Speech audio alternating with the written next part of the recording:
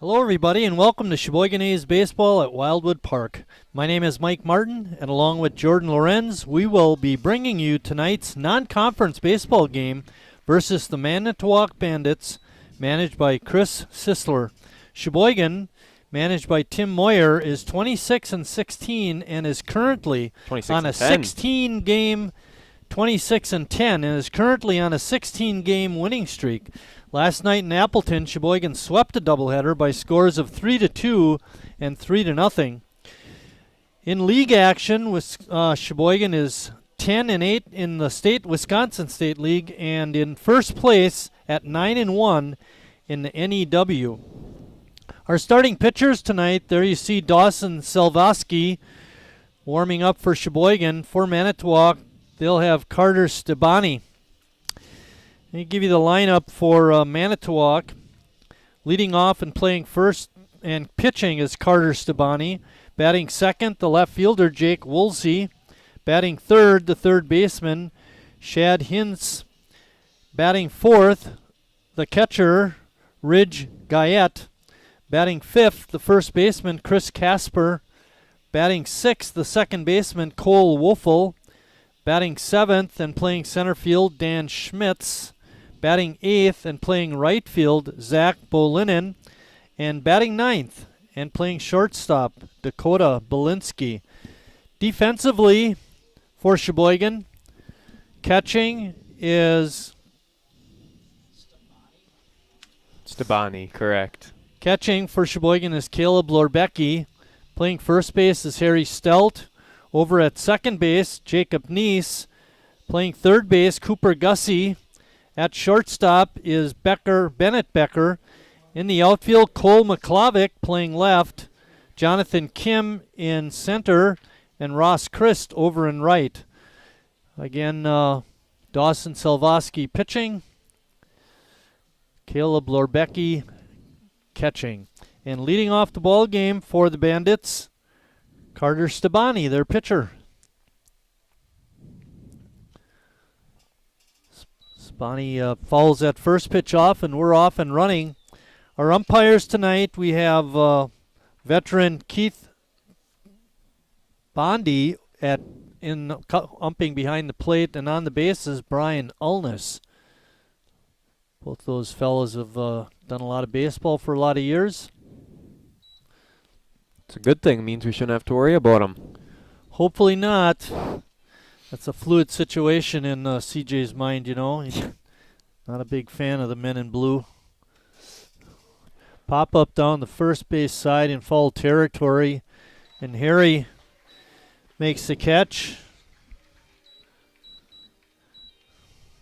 That'll bring up Jake Woolsey, the left fielder. Our game time weather report, 74 degrees. The skies are clear. And the wind is howling tonight, blowing out to center field. To keep your pitches down, you want to get anything up in the air.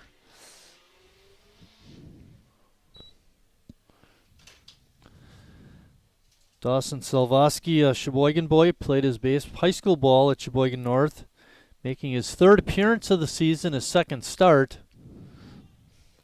Pop up behind the plate, Lorbecki. Oh! Makes the one-handed grab. Didn't look real smooth, but he did make the catch, and that's all that counts. Made a diving effort at the last second to get a hold of that ball real tough. I mean, Sun's still out here tonight. He moved back on it, and then he had to back himself up, and finally, in a diving effort, which you don't see a whole lot of catchers do with all that padding on, was able to make the second out of the inning. Going back to Dawson Selvaski, he's only pitched 5 innings so far this year as an ERA at 3.60, no one-loss record. Given the doubleheader last night, I think Tim would love to see Dawson go 6-7 innings if he could. Absolutely. It was a big night for the A's. 3-2 win in the first game, 3-0 win in the second. We'll talk more about it through the broadcast. But Brad Reinflesch in that second game struck out 16 Appleton batters, and he ended up throwing 141 pitches, gave up just 2 hits, finally got run support in the 6th inning. That game was tied 0-0 for a long time, but he was able to move back and get his team a nice big win. Following that game, it was 1-0 for the longest time, and then when they finally got to the 7th inning, Sheboygan was able to tack on a couple of more runs, and that really had to be a downer for Appleton. And like you mentioned, pitched a really great ball game. Brad Reinflesch, you're expecting him to be able to start maybe on Sunday at Lombard. Sheboygan goes to Illinois for a doubleheader on Saturday and a doubleheader on Sunday.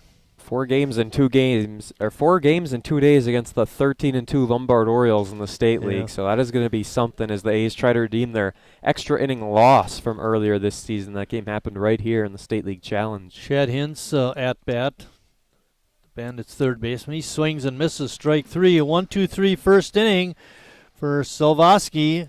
And after a half inning of play, Manitowoc nothing. Sheboygan coming to bat. Heating and cooling needs, call Advanced Comfort Systems, Sheboygan's only Carrier Factory authorized dealer.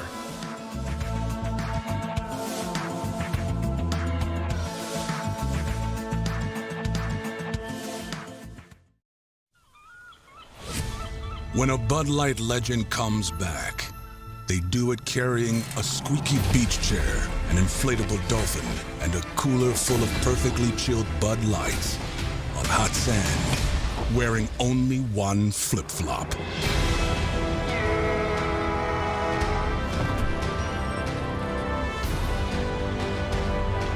Welcome back, Bud Light legends. It's time to take summer by the coolers. Wingism number 1, the Flavor Saver.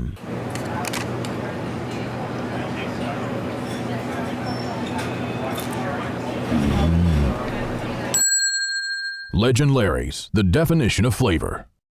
Wingism number 2, the Joker. Then her dad walked in. Dude, we're done eating. Use a napkin. You serious? Yeah. Are you serious? Yeah, I'm serious. Why so serious? Legend Larry's, the definition of flavor. Let's go through Manitowoc's lineup, batting order. Carter Stabani leading off and pitching. Batting second. Sheboygan, maybe. How about that one? Yeah, there Ross we go. Christ playing right field is leading off for Sheboygan. Jonathan Kim in center field, batting second. Batting third and playing first base, Harry Stout, the Northwoods cleanup hitter. And second baseman is Jacob Neese. Batting fifth, the DH, Jimmy Jurgensen. Batting sixth, Cole McClavick. Cole playing left field tonight. Caleb Lorbecki is catching and batting seventh. Cooper Gussie is at third base, batting eighth. And the ninth hitter in the order is the shortstop, Bennett Becker. You're going to read Manitowoc's defensive. Like, oh, okay, he's switching it up. And I was like, wait a minute. The defense for Manitowoc gave the batting order. Twice. Guyette catching. Casper playing first. Wolfel at second. Hintz at Belinsky in left. At shortstop. In left is Woolsey. In center is Schmitz. And Bo Lennon is in right field.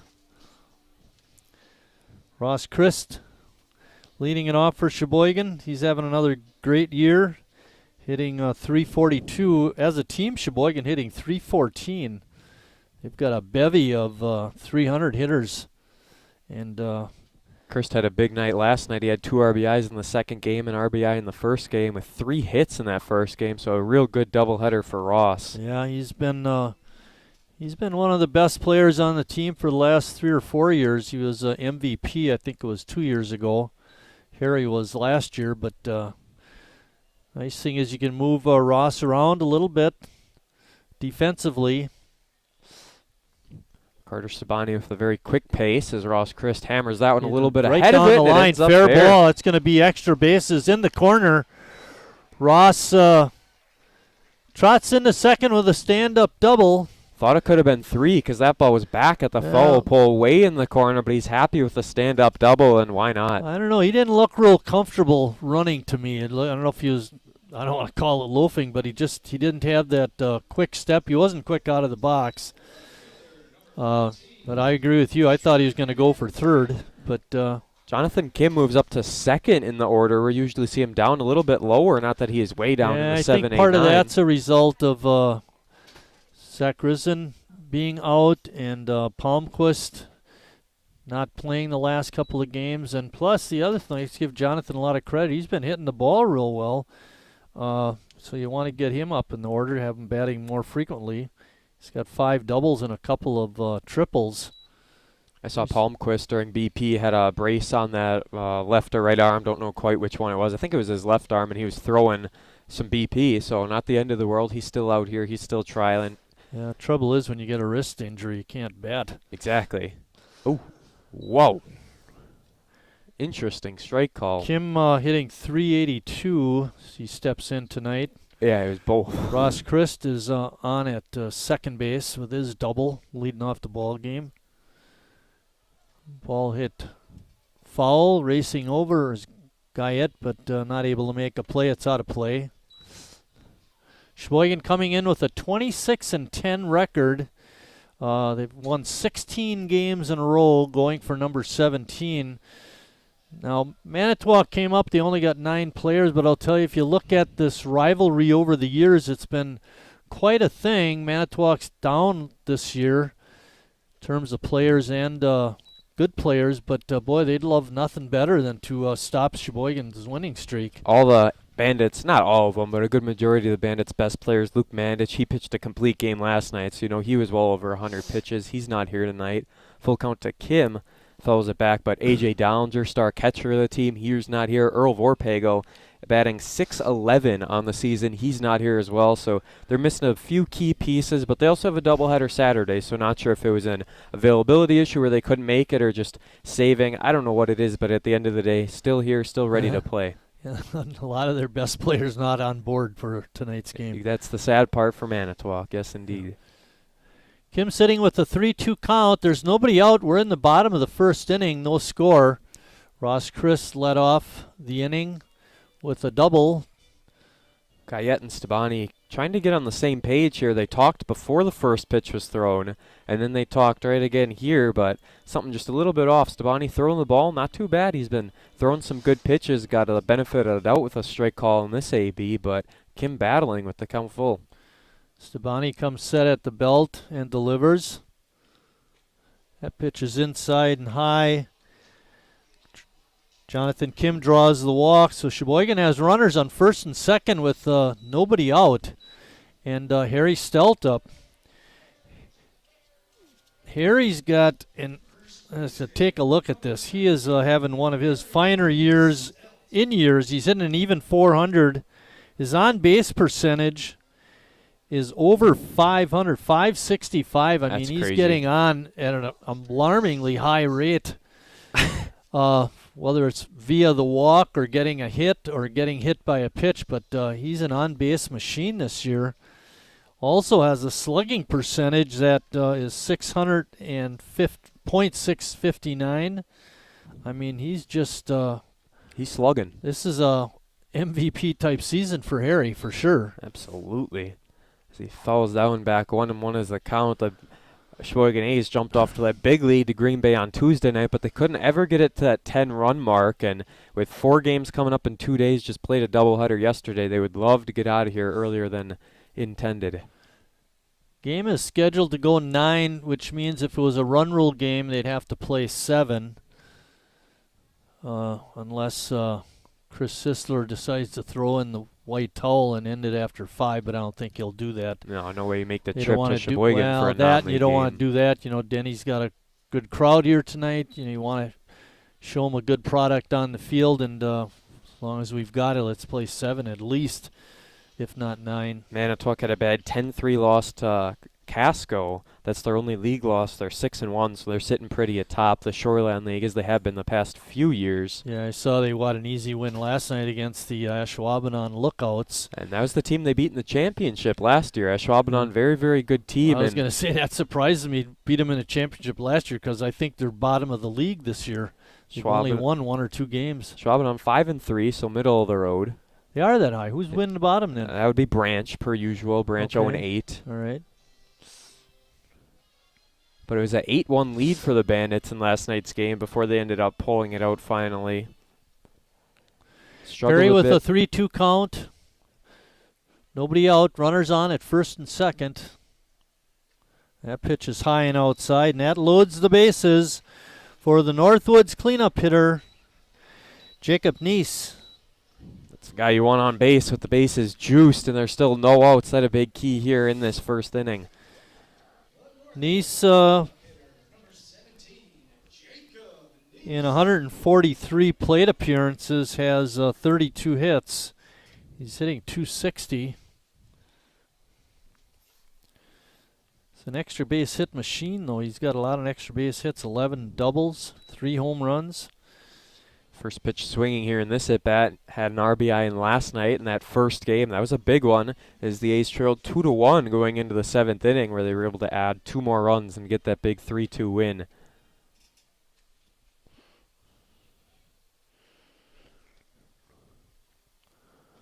Good fastball on the outside corner.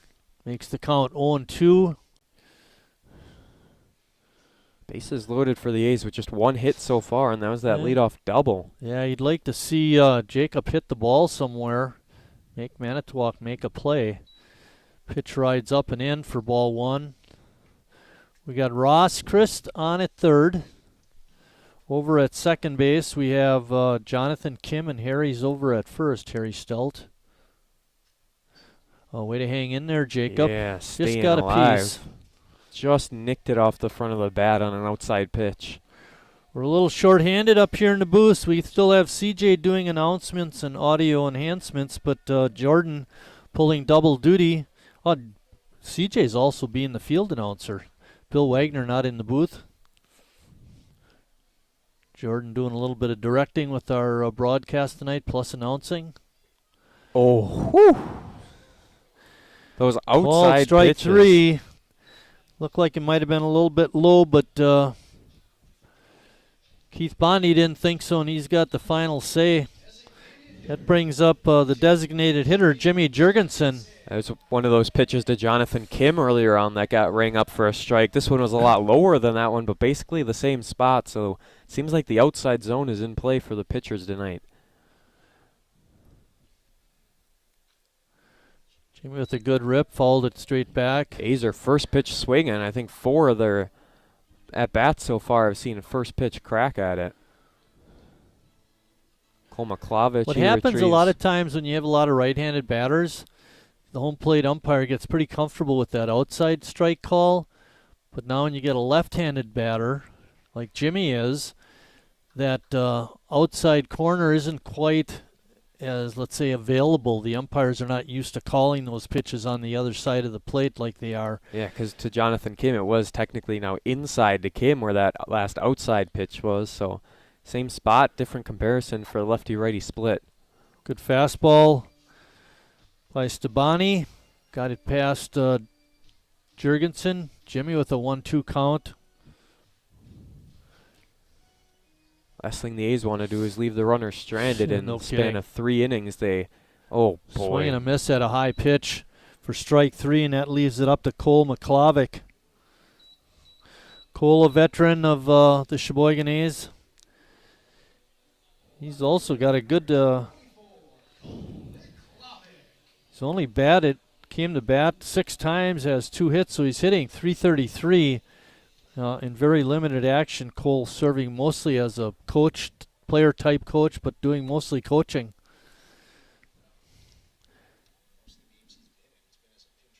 Yeah, he has 6 pitched Toronto a lot. appearances, 6 games played, and he's got 8 plate appearances. And the couple times we've seen him come in has been as a pinch runner. So He this just batting did the part other is a night, little bit new. actually. Oh boy, load the bases with nobody out. The next 2 guys strike out. It's a very Milwaukee Brewers thing to do.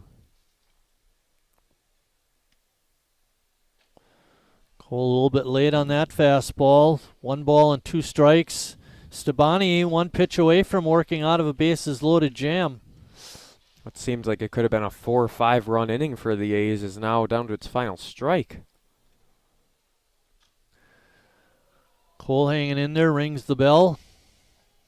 Taco Bell time. That's what it sounded That's like. what that means. Who's bringing it up tonight? Mouth is watering now. It was from the Culver's ad earlier, too, that Yeah. CJ forgot to read.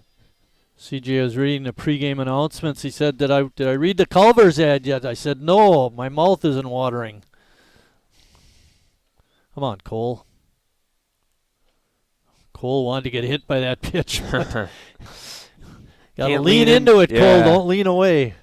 Can't make it too obvious that you're leaning into it. That was a very slow breaking pitch coming in.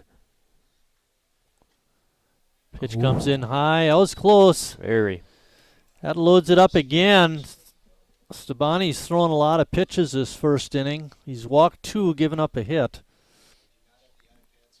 Yeah, I was going to say. Line drive, base hit to right field. 1 run will score. Throw into home plate is cut off. 2-run score. Harry all the way to third. Clutch base hit by Cole McClavick. Who would have thought it would be Cole McClavick, the player coach, getting the A's their first 2 runs of the game. A nice 2-out hit. At least putting the A's on top 2-0 for now with Harry just those close feet away on third base for Lerbecki. Harry doing a good job of base running. He read the throw into the plate and kept on going from second all the way over to third. And when it was cut off, they still didn't have a play on Harry. He was running hard, and nice hit by Cole. Look for Cole to be running. He's got good speed. Absolutely. And Want to look get at he's got a himself big old into lead. scoring position for Caleb Lorbecki. And, you know, I've never been a pitcher, but that's got to be the most deflating thing in the world for Stabani to end up in that situation. Bases loaded, no outs. Your momentum, everything's gone. You get back-to-back strikeouts. Then you got a full count. You're 1 strike away, and boom, 1 hit, scores Yeah, 2. You got that right. I've been there before. Oh, yeah. 242 for Caleb. Takes that pitch low. Caleb making his 13th appearance, appearing in his 13th game. So, been part of that threesome of catchers for Sheboygan. Sage Stellmacher, Justin Schnell. There's a fly ball out to left. And left fielder having a little trouble gauging it, but does in the end make the catch in deep left field. But not before Sheboygan comes up with a 2-out clutch base hit by Cole McClavick after 1 complete inning of play. Sheboygan on top, 2-0. Meyer app.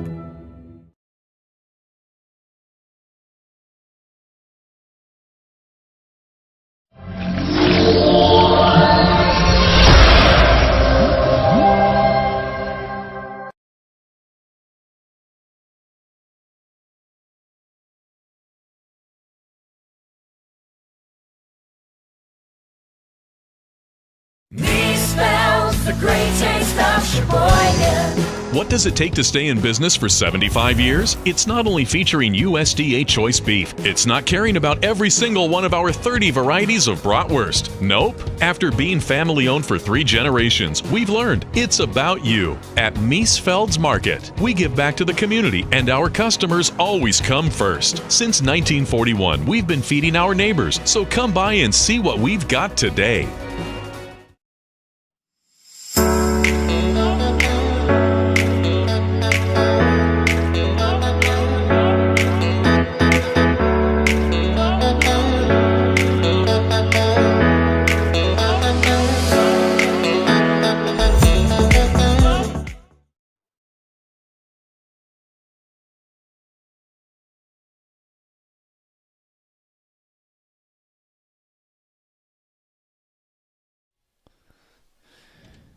Back here at Wildwood Park with Sheboygan on top 2-0. Leading off the second inning for Manitowoc will be their catcher, Ridge Guyette.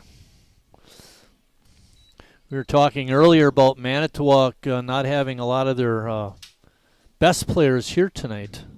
And one of them is the catcher. One of them is A.J. Dollinger. He's having a little bit of a down year so far this year, hitting about 200, but he's their home run guy. He's got a lot of power. He'll bat 4th in that lineup, so he's definitely their go-to guy. Catching, him and Luke Mandich, they've got a lot of chemistry. Mandich has been atop the Shoreline League pitching for as long as I can remember. When I was looking at their website this afternoon, trying to glean some information, I noticed Mandich was top of the list for pitching. Yeah, before yesterday's game, he was 3-0 in 21 innings pitched, didn't give up an earned run, struck out 28 in 21 innings, didn't give up a run. So Savoski's first pitch is a strike. Dawson pitched a 1-2-3 first inning, had a couple of foul pop-ups, and he struck out Hintz to end the inning.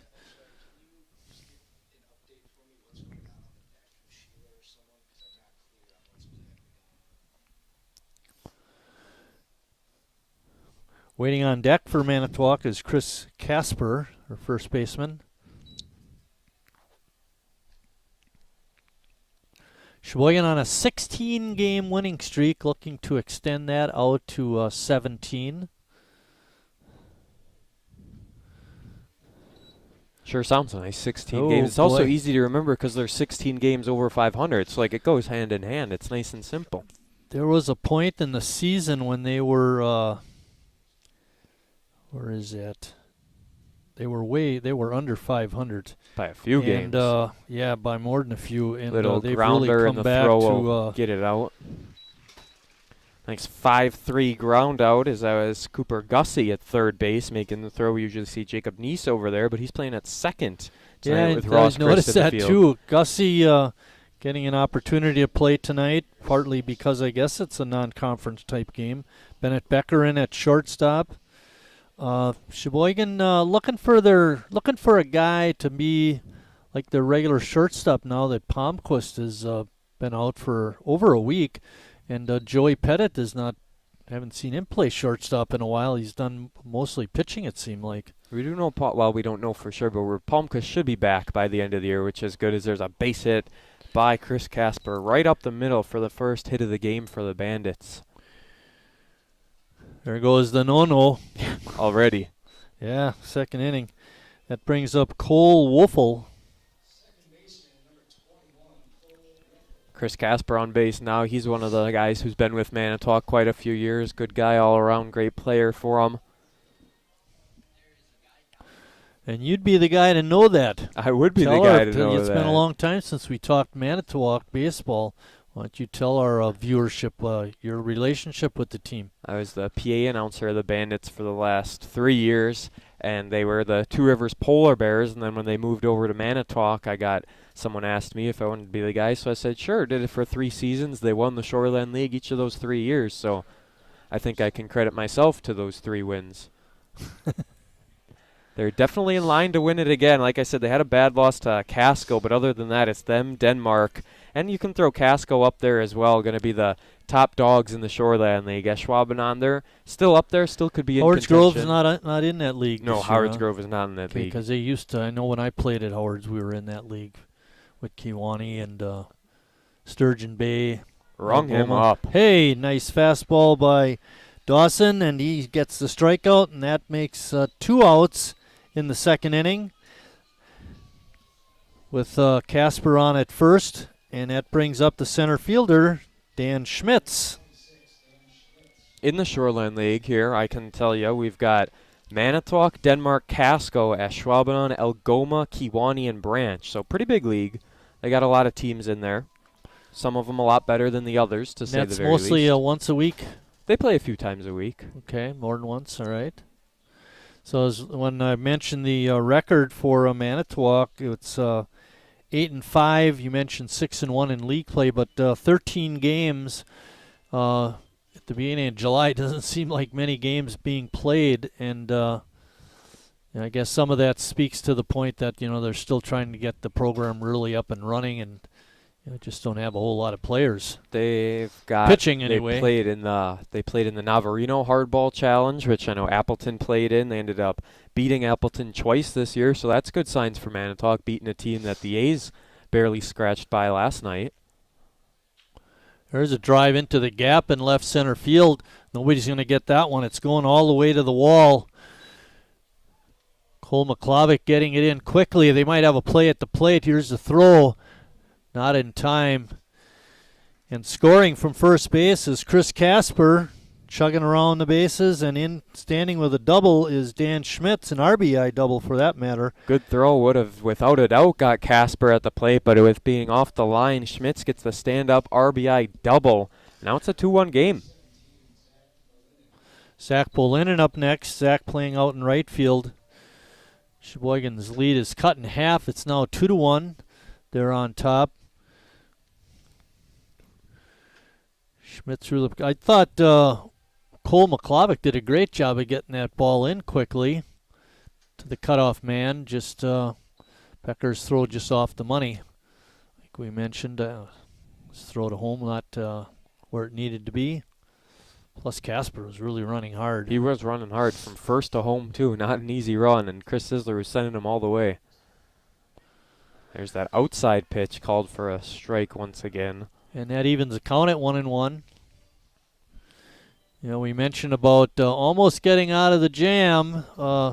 Stabani got hit by the Cole McClovic base hit, and Silvosky was almost out of the jam, but gave up the double to Schmitz. There was a big-time double there for Schmitz. It was without a doubt in the gap all the way through. It was a matter of we knew it wasn't going to be gone. It was just a matter of if Casper was going to be scoring or not, and sure enough, he did. McClovic got over there pretty good. You know, he just couldn't make the catch. It was hit too hard. Ball is popped up. Gussie in foul ground makes the easy catch, and that ends the second inning, but not before the Bandits come up with a run. After an inning and a half, 2-1 Sheboygan. January, February, into March and April, same way through. Every single second, every minute, every hour, all the whole year through. It is intense right here. Monday, Tuesday, Wednesday, Thursday, Friday, Saturday, Sunday, Monday, Tuesday, Wednesday, Thursday, Friday, Saturday, and Sunday. That's a lot of lemons. Well, you know what they say when life gives you lemons. We know the saying, Mark. New Bud Light Seltzer Lemonade, packed with lemonade flavor after a lemon of a year. Wingism number 3, the Peter Heater. Oh, so hot. Oh, so hot! Legend Larry's, the definition of flavor. Wingism number 4, Tea Time. What are you, having tea with the Queen?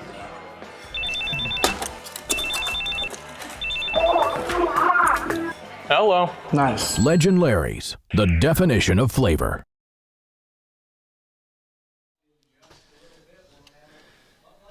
Leading off the bottom of the second for Sheboygan will be their number 8 hitter, Cooper Gussie. Gussie ended the Manitowoc fifth, catching that pop-up in foul ground. Cooper over at third base tonight.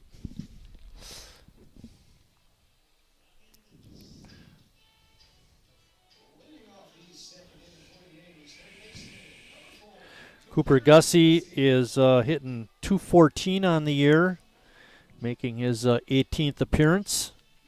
Thoughts on his walk-up song? I wasn't listening. Oh, you weren't listening. Okay, we'll catch it the next time around. First Fly pitch ball swinging. into short center field. Schmitz comes over and makes the catch. And that brings up Bennett Becker.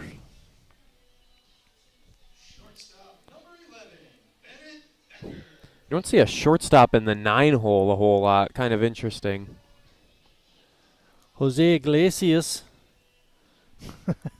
Short.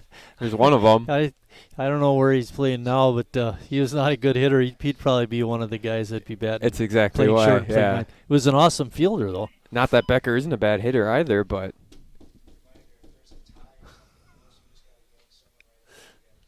that pitch is a strike.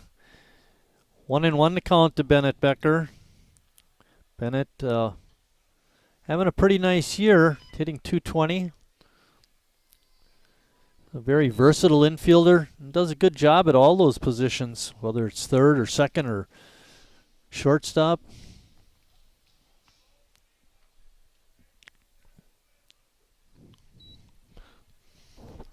Scott and Kelly Witter in the house, sitting right below us. Their son Drew plays for the Sheboygan Legion, and their other son Brent plays for the Wausau Woodchucks. Speaking of sons, here comes trouble. Swing and a miss by Bennett. makes the count 3 balls and 2 strikes. There's 1 out. We're in the bottom of the second. Way out there. Yeah. Oh, bounced off the back of a truck. Yeah. Right in the bed and out. Yeah, right in and out, exactly. That was a nice one. Stabani getting ready to deliver again. Fastball is called, strike 3. Looked like it might have been in the other batter's box, but Keith Bondi didn't think so. Bennett Becker out on strikes, and that takes us to the top of the order with Ross Christ. Hey, all you can ask is that if he's going to call that pitch, he's going to call it all night long, and he has been so far, whether the A's like it or not. Man. Ross takes that pitch up for ball 1. Time for a 2-out rally. They did it last time, that big 2-out, 2 RBI hit. Good pitch on the inside part of the plate by Stabani to get Ross to swing and miss.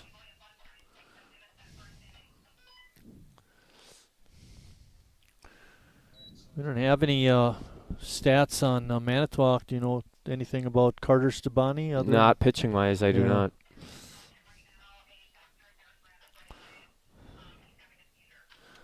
There's a drive out into right field. Retreating and not getting a good read on the ball. It drops in. It's going to be another double.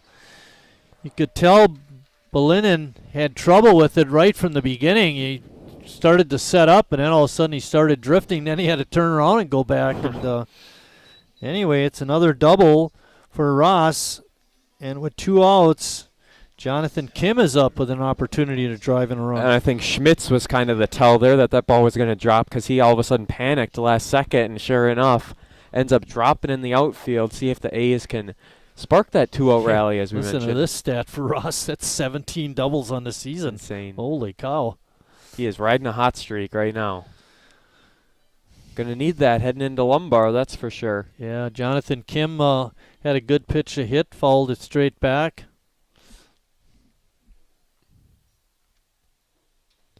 Curveball is in for strike 2. Other league games going on tonight. In the NEW, Menasha is at Appleton, and in the Wisconsin State League West, Alice is at Kenosha.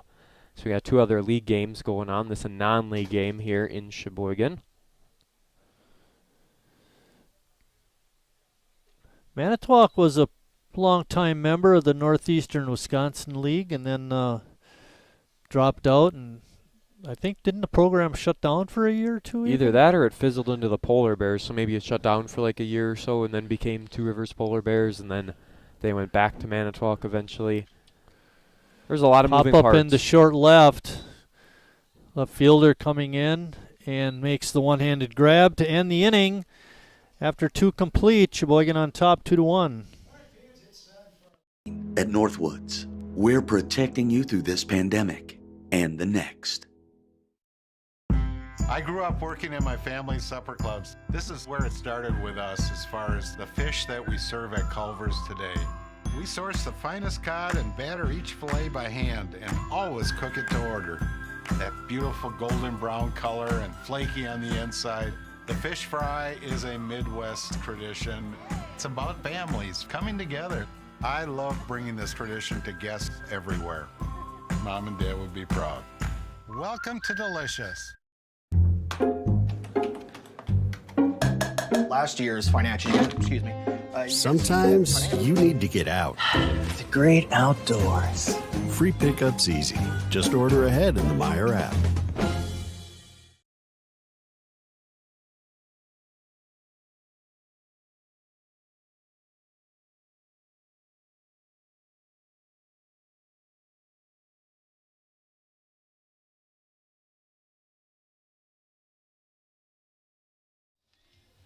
Finishing our nightly musical chairs game. You can see it in the top left of your screen here.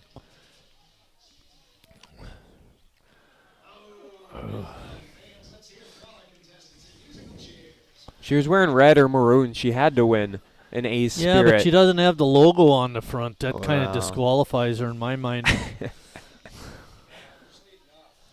Who's leading off? Dakota Belinsky, the shortstop.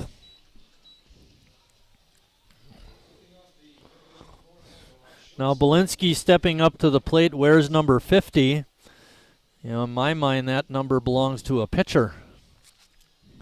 Belinsky playing at short. 2 shortstops in the 9-hole, huh? Yeah, there you go. Yeah, I'd rather have that than have the DH in the 9-hole. I agree, but we've seen that a lot this before. Doesn't make any sense. Oh, it makes sense. To someone. This means the offense is struggling. To say the very least. Silvosky's first pitch looked like a little off speed, and Belinsky swung and missed. So hit into the hole. Becker couldn't make the backhand stab. It'll go as an infield hit. 3rd hit of the game. Both teams now with 3 hits.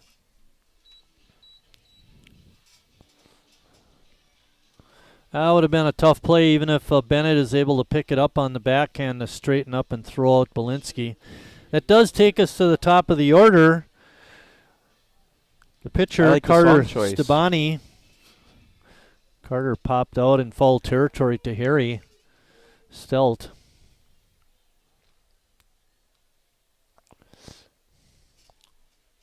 Silvesky's looked good so far.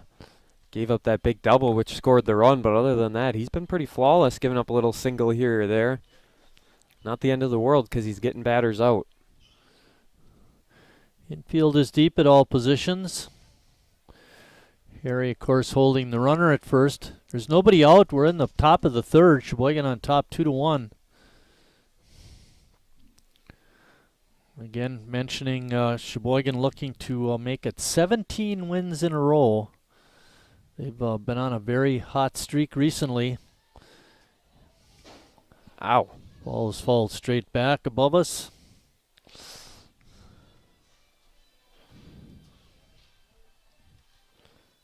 Kid's running for it. 1, 2, 3 of them. Oh, that one's disappointed. Someone else must have got it. He's got to come back. I think you'll they get got the the next old one. People aren't the older kids down there? No, they're not down there. Good.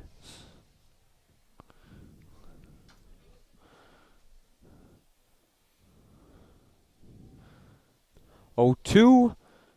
Ooh, looked good. Just off the outside corner. Was looking over at first base. Belinsky not taking much of a lead over there. So want to get himself picked off. 1 ball, 2 strike pitch. Again, Basically a little bit the low same and outside. Spot, yeah. Trying to see if he bites, and Stabani is not. Jake Woolsey waiting on deck.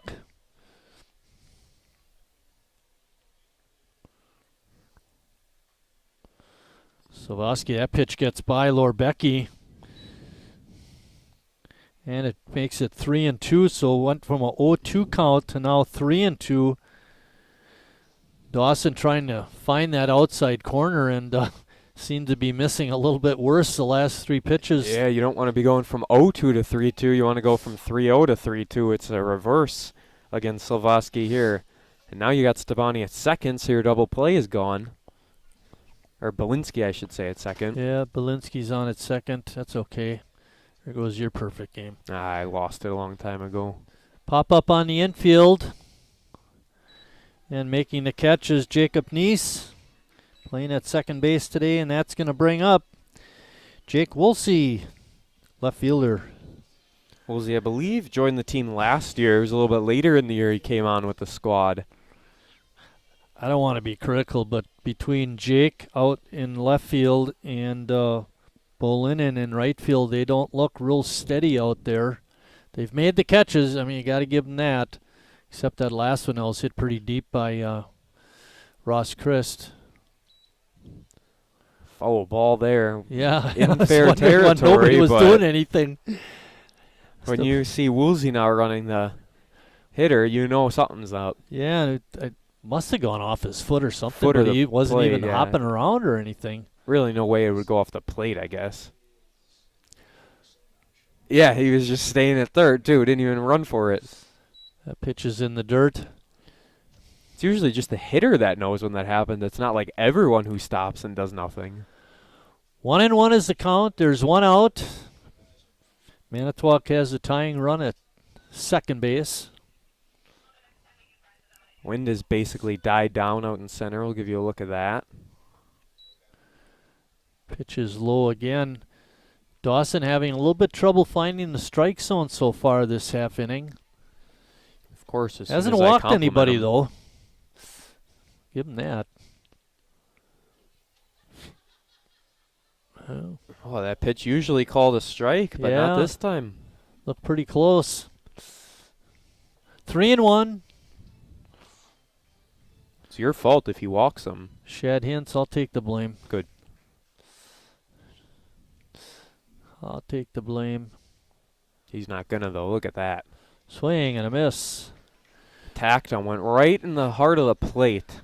I was watching, I think it was a major league game the other day, and a pitcher pumped two of them right down the middle. The batter swung and missed, and the announcers are saying, throw that one again. They're not wrong. No, they weren't wrong, and that's what Dawson ought to do right here. Pump it right down the middle. Make them catch up to it. No need to waste a pitch with a full breaking count. pitch, strike three. What a throw, what a pitch by Dawson Salvosky. Took a little something off that breaking pitch and got it in there, and Wolsey not able to hit it. It was a good decision, too, because Wolsey was guessing fastball. He knew it was coming right at him, and that breaking pitch, I watched. That's why we're up here and not down there. Exactly. Shohei Ohtani, I watched him. I think it was yesterday. It was yesterday. He threw a 68-mile-an-hour pitch, and then like 3 pitches later threw back-to-back 100-mile-an-hour fastballs. Oh, wow. It's insane. There's a drive out in the left field. McClavic racing back. Can't get it. It's underneath the fence. It'll be a ground rule double, and scoring from second base will be Belinsky, and we're all tied up at 2. McClavic got a good jump on it. It was just hit too hard. And that's the second double for Manitowoc in the ball game. Both doubles have scored runs. That's the big key.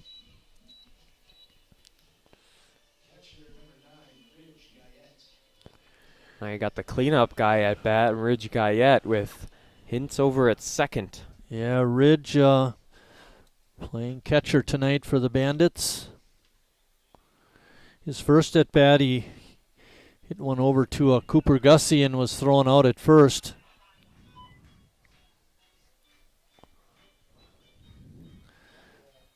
Manitowoc come back to tie up the ball game with single runs so far. Ooh. Single run in the second, and so far a single run here in the third.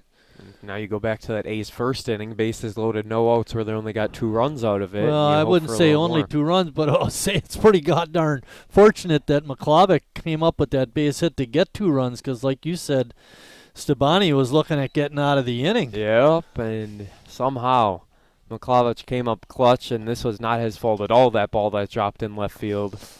In a way, you could say getting only 2 runs with that bases loaded, nobody out.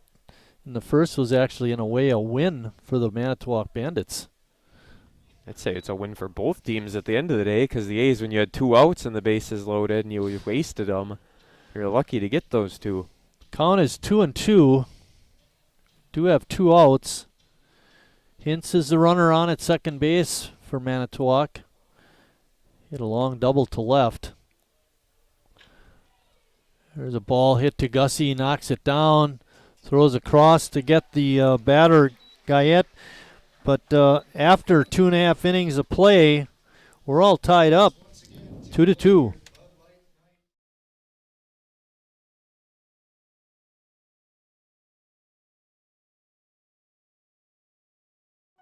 I've never really been into this sappy, corny, mushy garbage. You know what? I'm going for it. You are completely and utterly Awesome. Great. I'm glad you showed up. In my life. I could never get through this world without you. You are really close to my Heart! I think I'm about to cry. You better not. Every single time I... Get down! Get down! There you are. You always have... My back! My back! I'm so glad you're alive. It's like all these tiny little things... Yes, things! ...are serious and kind of important. You gotta hold it like a baby bird. And please be quiet. Listen. You hear that? That's a little something I like to call friendship.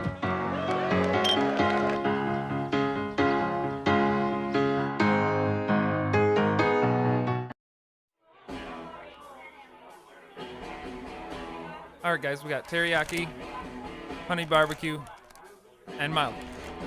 Enjoy.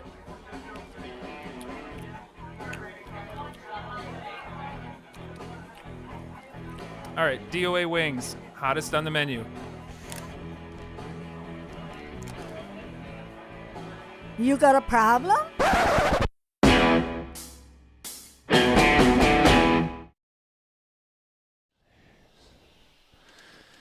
No game tomorrow for Sheboygan, but this weekend, Saturday and Sunday, Sheboygan travels to Lombard for 2 doubleheaders. Saturday doubleheader will start at 4 p.m. and the Sunday doubleheader at Lombard will begin at 1 p.m. And big series coming up. Lombard always near the top or on top, actually. Oh, yeah. In the Wisconsin State League. The A's really have their work cut out for them this weekend. What was it? We figured it out one day. Was it only 4 years that they didn't have a share of it or something like that? It was some crazy number. Yeah, I could going look back a into long my time. sheets. We have that question on the sheet about Lombard. It was only like 4 seasons or something where they weren't right at the top, or at least had a share of it. I think it was the A's won the championship. I believe it was in 1991. Lombard has just dominated. Stabani's first pitch to Harry is in for a strike. Waiting on deck is Jacob Neese, the Northwoods cleanup hitter. Harry pops it up into short center field. It could drop. It does. A looping single for Harry Stelt. Could almost call that one an excuse me single. Kind of, at the end of the day. Dan wasn't able to get there in time and didn't want to dive for it. He wasn't that close. So it's a leadoff hit for the A's. That brings up Jacob Neese, the Northwoods cleanup hitter. Not Northwoods' second word, just Northwoods. First pitch is in for a strike. Harry on at first. I said it kind of loud so you'd hear me, CJ. Trying to help. We'll tell our fans in internet land again. This is the Northwoods cleanup hitter, Jacob Neese. Maybe some people are watching on their phones in the stands.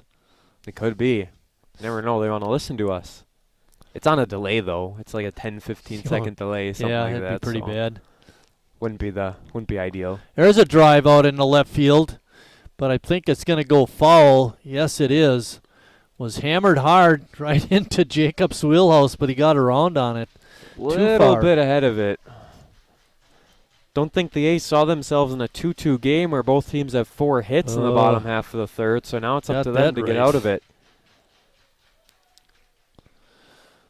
0-2 to Jacob. Pitch is up and in. Almost went down to a seated position. He was getting out of the way.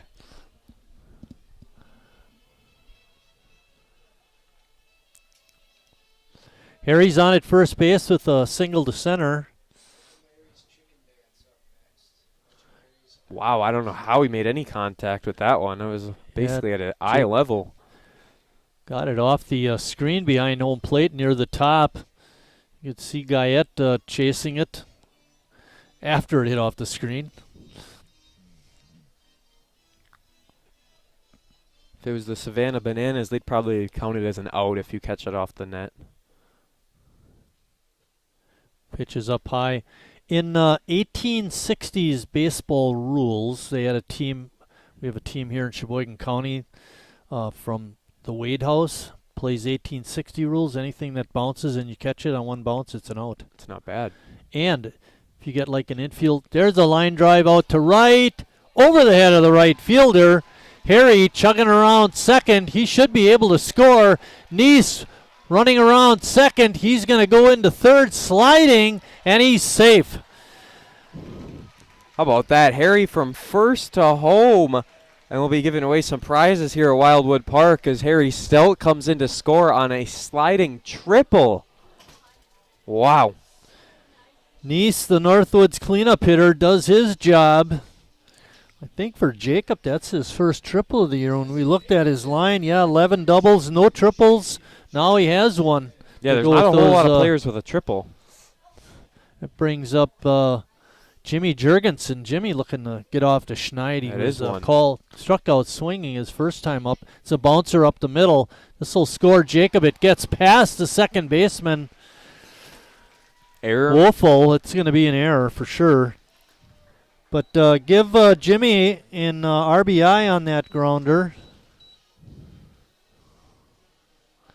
Sheboygan with another run. It's now 4-2. And that brings up Cole McClavic, who got that clutch base hit in the first inning. What did we give away? 6 the other night? Didn't they score like 6 runs? Yeah, so a similar situation here. His first pitch Cole with a swinging. 1-hopper, 2-hopper actually. You're going to get the double play. Boy, it was awfully close at first, but umpire Ulness called him out. So it goes as a 5-4-3 double play for Manitowoc. And that's exactly what they needed. That's going to bring up Caleb Lorbecki. Lorbecki hit the ball pretty hard his first time up. If you remember that, Yes, Jordan, he out did. to left field.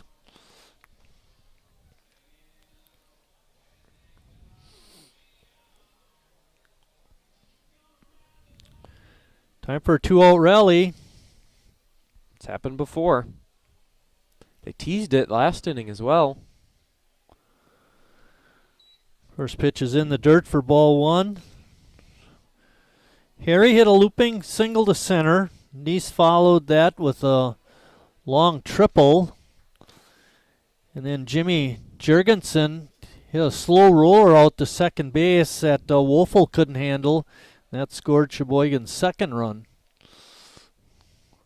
It's 4-2 A's. We're in the bottom of the third inning.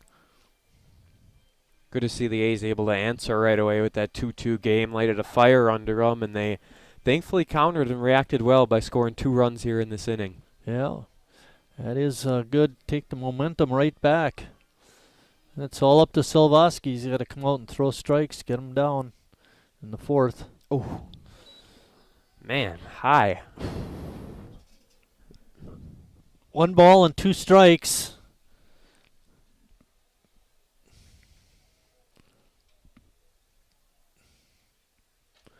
And a good fastball gets Caleb to end the inning, but not before. Sheboygan scores 2 runs at the end of 3 complete. Sheboygan 4, Manitowoc 2. Sheboygan's only Carrier Factory authorized dealer.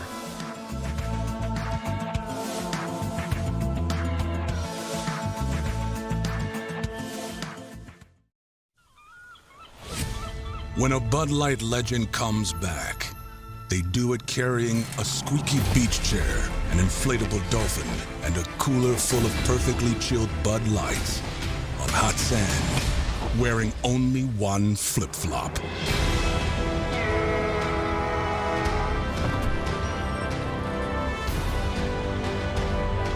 Welcome back, Bud Light legends. It's time to take summer by the coolers. Wingism number 1, the Flavor Saver.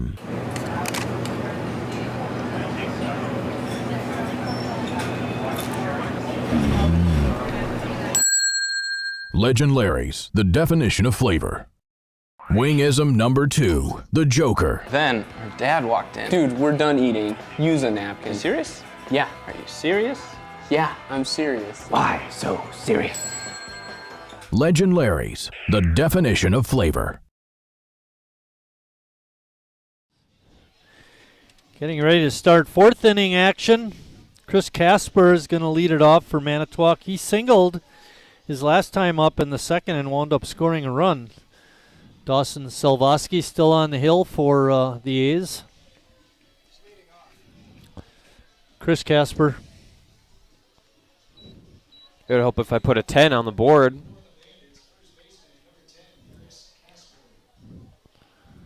Little Cotton Eye Joe being played in the background. Fans standing up and dancing. Is it 3 or 4 of them? No, there's more. 3 and 4 in front of us. Silvoski's first pitch is in for a strike. It's not the easiest song to dance to if you really don't know what's going on. You're just kind of throwing your hands up, That's moving exactly around. right, just acting stupid. Yeah.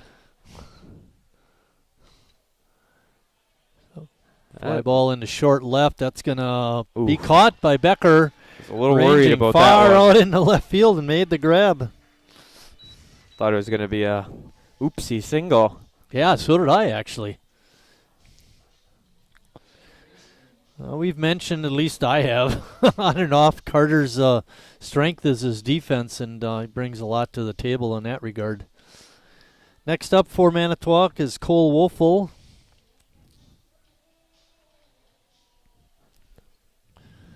A lot of Wolfels in the Chilton area. Maybe that's where he's from. You never know. Yep. Oh, gets through for a base hit. Didn't come up for Cooper. Stayed down. Give Wolfel a base hit. Kind of like you go over there, you're expecting that little bit of a hop to go right in your glove. It just stayed down. That's like when, I think it happened to Harry Stout that one time. He was set up because he was ready for it to hop and died and went right into the grass and stayed down. Sat there. Dan Schmitz, the Manitowoc center fielder, is up. He doubled and drove in a run his last time up. I have that Mickey shirt that lady is wearing down there. That just sat down? Yep. That's Kelly. That's Kelly. We share the There's same a drive shirt. out to deep left. McClavic coming in, makes the grab. I guess it wasn't that deep. Ooh. Making a strong throw to first. And Harry not able to make the pick. As it is, the runner will end up at second base on the catch. Make it a E7, allowing the runner to get back. Good effort by Cole, but just made a bad throw. Both teams with 5 hits and an error now here in the contest.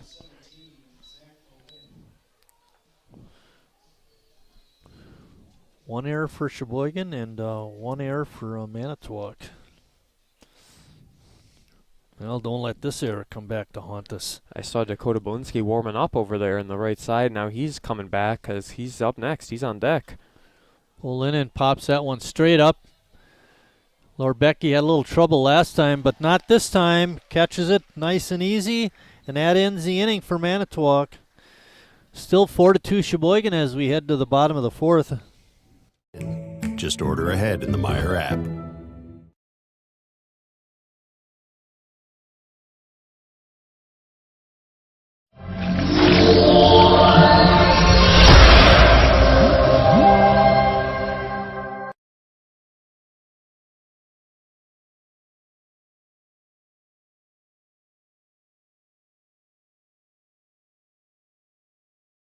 Me spells the great taste of Sheboygan. What does it take to stay in business for 75 years? It's not only featuring USDA choice beef. It's not caring about every single one of our 30 varieties of bratwurst. Nope. After being family owned for 3 generations, we've learned it's about you. At Miesfeld's Market, we give back to the community and our customers always come first. Since 1941, we've been feeding our neighbors, so come by and see what we've got today.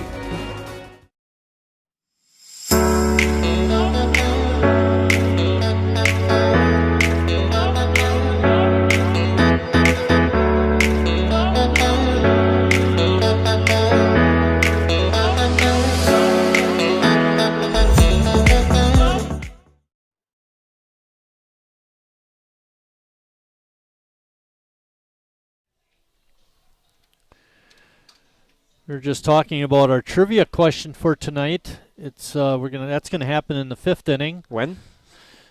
And it's relevant to today's paper. I'll give you guys a hint. It's relative to today's Sheboygan Press. That counts me out of it. I don't get that. Hey, you It's have internet online, connection? isn't it? Yeah. They're all Gannett all over the state. Is it one of those though where you only get like 3 free articles a day and then you gotta No, pay? I actually bought the subscription. Oh, you did? Yeah. But anyway, it comes in handy when we're in Arizona, be able True. to keep track of what's happening at True. home. Cooper Gussie leading it off. Cooper flew out to center field his first time up.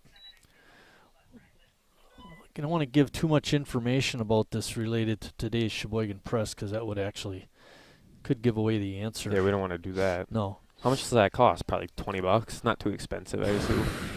My wife is in charge of the finances, so keep it that way.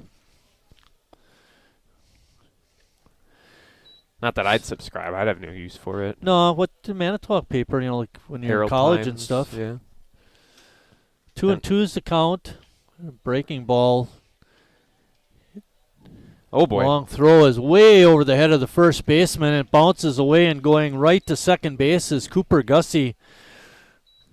Cooper goes all the way to second on a two-base error on the third baseman. A good piece of base running by Cooper. You could tell right away he was heading to second base on that overthrow. You don't see that often from Shad Hintz over at third. He's a real solid third baseman for the squad, but that just came out of his arm poorly. I mean, that thing was sky high, nowhere near. That was a no-doubter. Yeah, that was something happened there. Yeah, it happens. Number 9 hitter Bennett Becker is up. Bennett was called out on strikes his first time, and all three of the press box crew agreed that it was maybe not a strike. In our eyes, anyway. 6 eyes is better than 2. That's the name of a guy, actually, 9 Eyes. He's a good basketball player. 9 eyes. I don't know why I thought we all had 3 eyes. Yeah, really. It's a little odd. Who has 1 eye? Mr. Cyclops. Here you go. That pitch is a ball. Makes the count 2 balls and 1 strike. Cooper Gussie on at second. Sheboygan on top, 4-2. Manitowoc a little short-handed tonight. They came with 9 players and a manager. Healthy by Bennett, but comes up empty. I've seen Sizzler take an at-bat before. It's rare, but he's done it. Oh, I'm sure. It's part of managing. I mean, it was really just, it was in a blowout game, and he put himself in. It's not Okay. like they were short-handed, but still, he can Right. do it.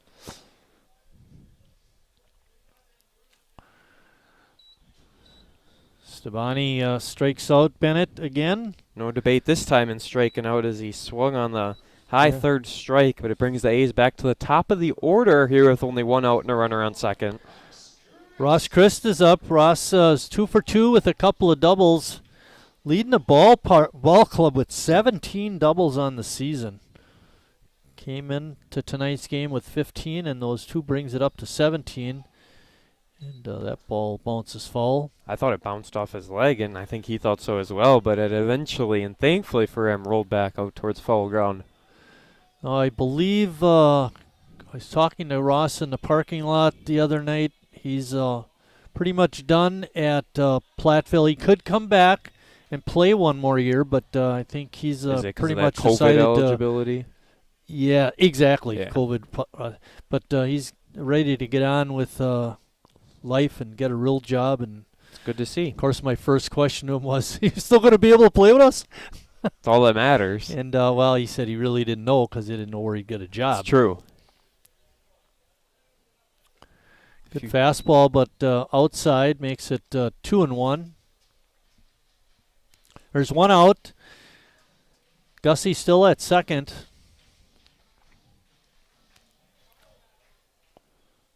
There's a big hole between second and third if he could knock one down there. Yeah, Belinsky trying to keep Gussie close, keeps coming in behind the runner and leaving that gaping hole. If you go to the full screen, yeah, you can see the big hole over there by... He moves back after the setup, but still, it's a nice big open area. Yeah, exactly. Oh.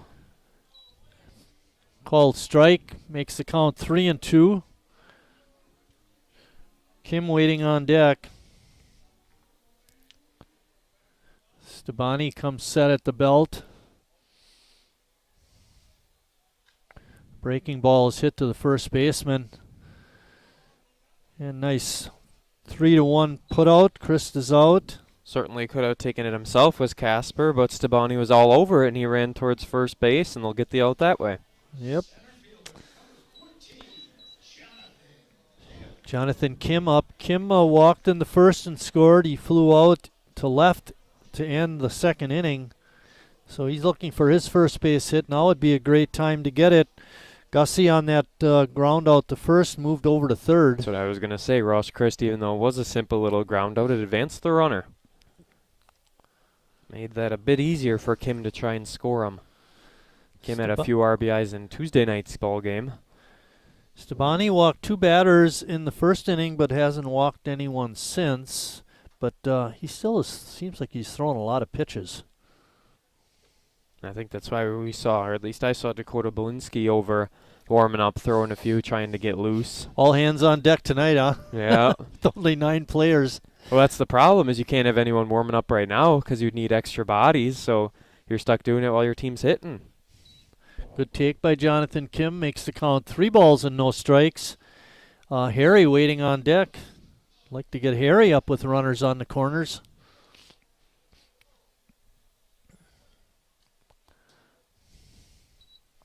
We've seen 2 times tonight a runner score from first all the way to home, so wouldn't be the end of the world if Kim reaches via a walk or whatever. Harry can hit him in. Nice seeing Harry run around the bases. That was difficult. He was going pretty good, too. Until he got to third. Ooh, nice fastball by Stabani, and Kim not able to catch up with it. Probably was out of the strike zone. Oh, it sure was. He's swinging at a lot of high pitches tonight, all high heaters they seem to be, and they want them.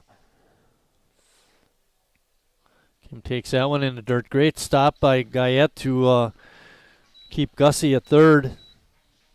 Be interesting to see what Kim does if he tries to steal second.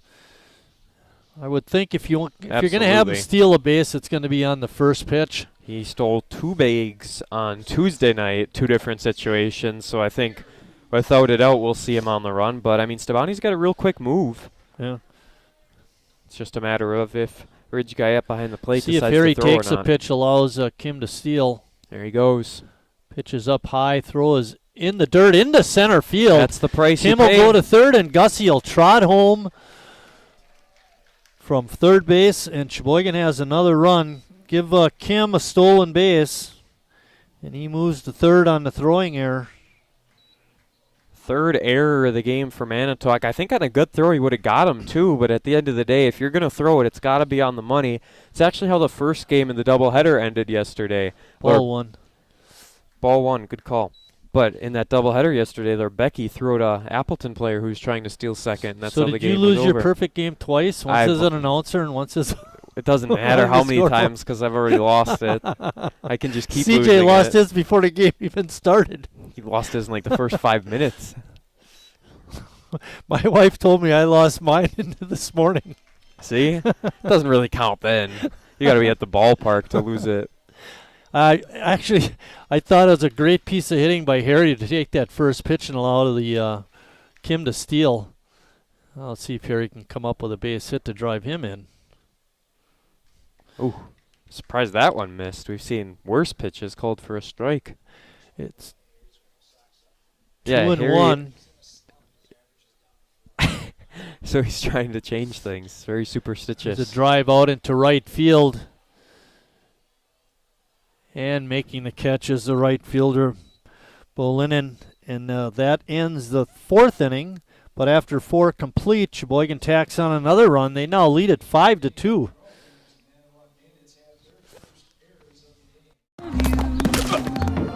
January, February, into March and April. Same way through. Every single second, every minute, every hour. All the whole year through. It is intense right here. Monday, Tuesday, Wednesday, Thursday. Friday, Saturday, Sunday, Monday, Tuesday, Wednesday, Thursday, Friday, Saturday, and Sunday. That's a lot of lemons. Well, you know what they say when life gives you lemons. We know the saying, Mark. New Bud Light Seltzer Lemonade, packed with lemonade flavor after a lemon of a year. Wingism number 3, the Peter Heater. Oh, so hot. Oh, so hot! Legend Larry's, the definition of flavor. Wingism number 4, Tea Time. What are you, having tea with the Queen?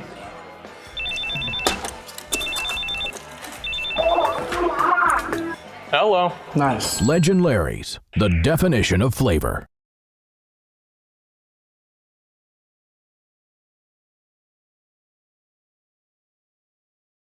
Number 40. There you go. Announce it to the world. We're back.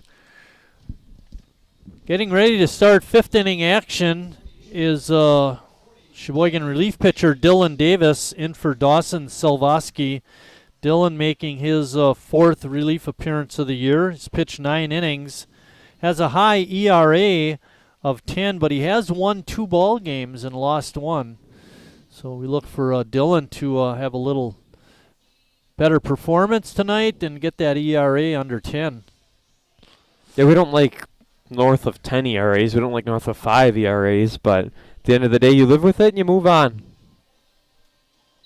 ERA is just a number at the end of the day.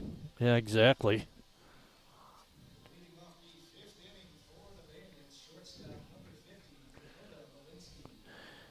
Dakota Belinsky is going to lead it off for Manitowoc.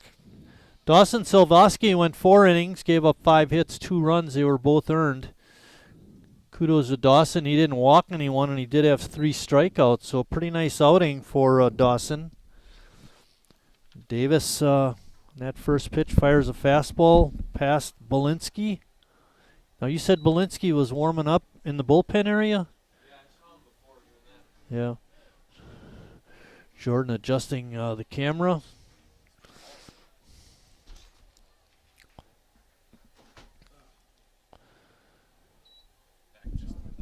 Yeah, look a little bit low. 2 balls and 1 strike. It's close. Belinsky, I think he's got a pretty good eye up there. He singled his first time up. Hit one to deep short that Becker wasn't able to make a play on. Sure enough. You can tell by the hair. Catching change as well as Justin Schnell is doing the duties instead of Laura Becky, giving him a little bit of a break. 28. 28. Or no. Is he? Yeah, he is. That was a good guess if it was a real guess. It wasn't a guess. No. I'm pretty smart that way. I didn't think it was, yeah. You knew it was 28. You were just quizzing us. We're in the 5th inning. Sheboygan on top 5-2. Dylan Davis. And call, strike 3. Belinsky didn't like it. He was moving out of the way. He had to pull his leg back, but I think he's a little too close to the plate, and that's why that strike 3 was called. Justin Schnell, we mentioned, is now catching.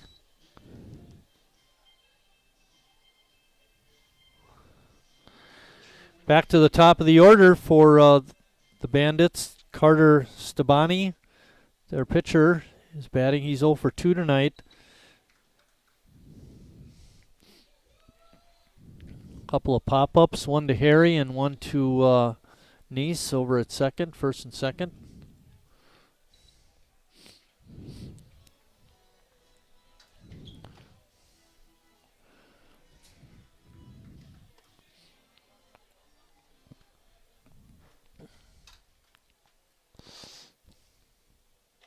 See, they had a 50-year celebration for the Lakeshore League. The Shoreline League, yes. Shoreline League, and Howie Tim, longtime baseball personality in Two Rivers and manager, was put into their Hall of Fame. A nice Hall of Fame they got in the Shoreline League. They had a very busy day. They had there's a softball game they had the Hall of Fame inductions. They had like a Rising Stars game and then like a All-Star game type thing too. So it was there were like 4 things going on that day. A little bit of rain, but they didn't let it ruin it. When after my playing career with Sheboygan was over and I went out to Howard's Grove and played there, we played in that league and against Howie Tim's teams regularly, and really nice guy. Ground ball hard. Good play by Gussie. Throws from his knees but throws it wide, and it's going to go as a base hit and an error. And he's going to third. Harry's throw is not going to be in time. Gives Stabani a base hit, but then goes all the way to third on the throwing error by Gussie. Second error of the game now for Sheboygan. Manitowoc still has 3, but Manitowoc jumps out to lead in the hit category. They've got 6. A's have 5. That brings up Jake Woolsey. I think we were all surprised to see him go all the way to third, though. That was the big thing for Stabani. Well, Harry saw where that throw was and immediately ran over to get it, just couldn't get there in time. And good piece of base running by Stabani. Ball is fouled out of play. It's a good pitch to hit, too. You know, if Gussie makes a good throw, he might have a chance to get the runner, and it'd be a spectacular play as it is. I thought was going to happen. Yeah, as it is. Didn't happen. You don't really practice throwing from your knees, that's for sure. That's right. It's one of those situations where if it happens, you're stuck in it, and you just got to do what you can. The last pitch called a strike. Looked like it was on the outside corner. Makes it 1 ball and 2 strikes. Good stop by Snell. He couldn't find it, but Davis knew where it was. That's all that matters. If that ball was behind him, then we would have had a dangerous situation. Thankfully, it was about a foot in front of the plate. You talk about a helpless feeling when you're a catcher and you know you blocked the ball, but you can't find it. Mm-hmm. 2 balls and 2 strikes. I've done that a time or two. Fastball is up high. Count goes full to Woolsey.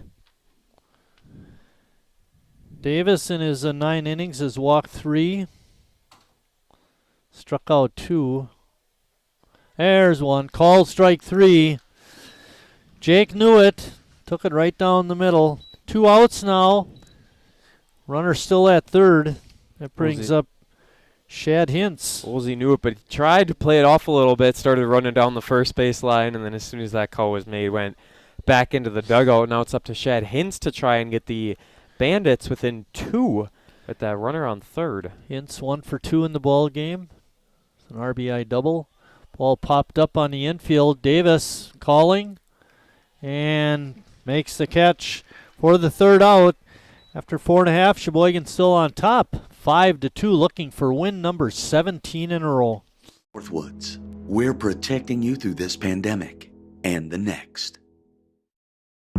I grew up working in my family's supper clubs. This is where it started with us as far as the fish that we serve at Culver's today. We source the finest cod and batter each fillet by hand and always cook it to order. That beautiful golden brown color and flaky on the inside. The fish fry is a Midwest tradition. It's about families coming together. I love bringing this tradition to guests everywhere. Mom and Dad would be proud. Welcome to Delicious. Last year's financial year, excuse me. Sometimes you need to get out. The great outdoors.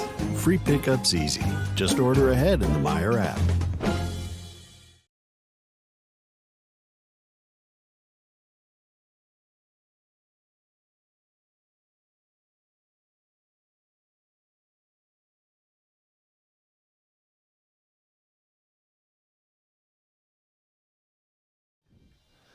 In the human wheelbarrow race, girls rule, boys drool. That's how it goes. Quite a few years, that's for sure. She also had the birthday advantage, so that also counts. A lot going on during that wheelbarrow race. Carter Stabani still on the hill for Manitowoc. I think what they'll try and do is get him through 5 and maybe even stretch it out for 6, but I don't think he's going to stay in a whole lot more than the 6-inning mark. Depends how quick this one goes. We don't have a count on how many pitches Carter's thrown, but just from the feel of it, I don't know what your feelings are, but it just feels like he's thrown a lot of pitches so far. 75 or so, I'd probably Although say. he hasn't, he walked those 2 guys in the first inning. He hasn't walked anyone since. It was still a long first inning. Yep. And he did get strikeouts with the bases loaded already, so that all adds up. Yeah, and deep counts makes a difference too. Leading off the 5th inning for Sheboygan will be their Northwoods cleanup hitter, Jacob Neese. Jacob hit his first triple of the season, an RBI one back in the 3rd inning. CJ said it this time. We're all good. All right. CJ getting back on track. Pulling double duty. Hey, he doesn't have the iPad, though, so I mean. Denny Moyer joining us up here in the booth. A little chilly out there, huh, Denny? It's all right. Okay, good. Let's do our trivia question while he's up here. Thank you for reminding me. I would have forgot that. Danny, you'll be interested in this trivia question. Who was the winning pitcher in the A's first win in a game played in Kewaskum, 1963. I bet Denny's got no idea. We're going to give the answer after a hitter or two. Leading off the inning, Jacob draws a walk, and that brings up the number 5 hitter, Jimmy Jurgensen. Now we mentioned, I mentioned to the internet crowd, Denny, that this answer has something to do with today's paper.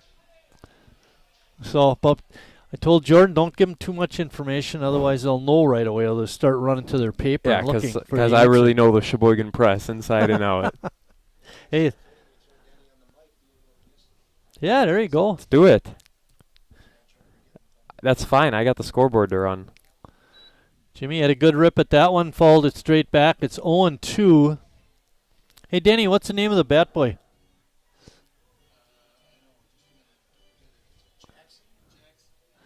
We've been asking the whole time, and all of a sudden CJ knows. It's been 2 months saying stuff, and CJ just sits there and smiles. Now so Denny's up here, and he's got an answer. Is that Jackson? Is that his first name or last name? First.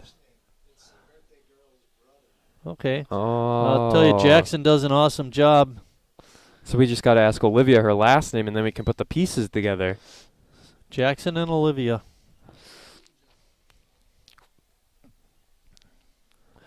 Two balls and 2 strikes. Nissan at first with a walk. Ball is fouled back out of play. Oh boy, watch out. Never mind. Oh, cleared the building. I didn't think it was going to. Yeah, me either. At first it looked like it was going to be in fair play. I thought it was going to drop. Jimmy looking for his first hit tonight. Way up.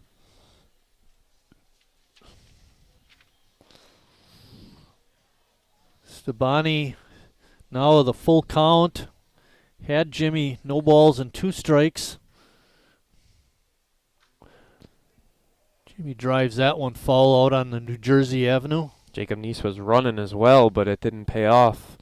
So he was just a little bit ahead of that one. Just a little bit. Did get it over the visiting team's dugout. That's for sure. See if he runs again. He's not this time. There's a drive to deep right, but he got in front of that one too. It's over the fence. You can tell he's making an adjustment. He hit it deeper. He's just got to put it in play.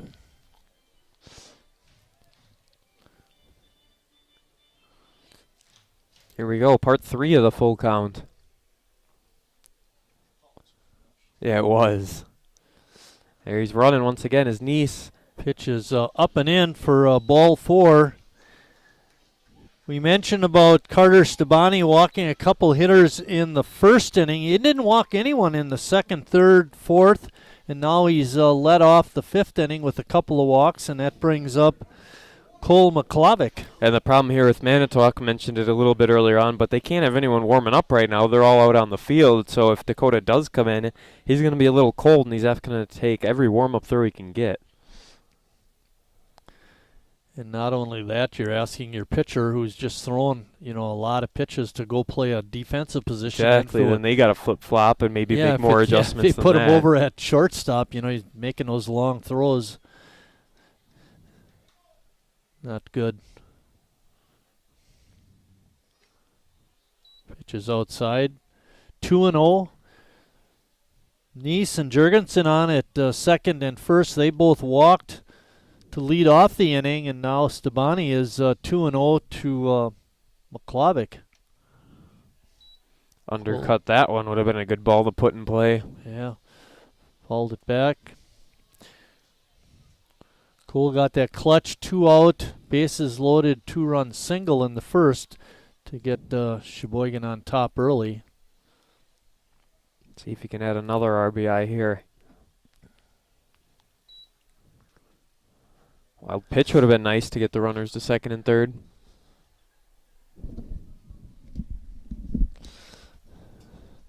Stabani with a 3-1 count. We're bringing Denny up here. He's going to answer this question. Cole's fouls that one back. Okay, Denny, the question is, who was the winning pitcher in the A's first win in a game played in 1961 at Kewaskum. Who was that winning pitcher? It was played in 1963. 1963. Yeah. It was my perfect game. It was Jimmy Altenberger. And what's the reason? Why would it be catches made by the second baseman, I believe? McClavic is out, but why is I mentioned it had something to do with today's Sheboygan Press. What was the tie in there? Unfortunately, Jimmy's Obit was in there. He died here this last week. How old was Jimmy? I read the obituary. He was 82 or 83, I guess, something like 82. that. And he was a player, Marty. Funny thing about Jimmy was he was an awesome softball player. He only played 1 year with the A's. He played 1 or 2 years, yeah. Okay. But yeah, he was a great athlete, that's for sure. And if you read the obit, it mentions all the different sports he's played. Yeah, he was a good one throughout his life. But yeah, he's a good guy too. Yeah, for sure. But so how you doing? I'm hanging tough, getting younger every day. Right. I'll tell you, this winning streak has to make you feel younger. This winning streak has been wonderful. These kids have really played well. There was some talk up here. We thought they were going for a record. That's not necessarily the case. Is this research still going on what the winning streak prior to this 17 was? It was in 1991. Okay. That was a team that was 49-9. That was David's team, David Moyer's team. Right, David Moyer, they your won, son. They won the league title that year, and one of their streaks was 14 in a row. That was the longest streak we ever had. We actually captured the record last night in Appleton. That's right. And let me tell you, that was a big win last night, too. Well, Appleton's a tough team. Give you a little bit of breathing room in the NEW. Yeah, they're a tough team. It's tough to win at their place. We won 2 of them last night, so that was a big win for our guys. Yeah, 3-2 and 3-0.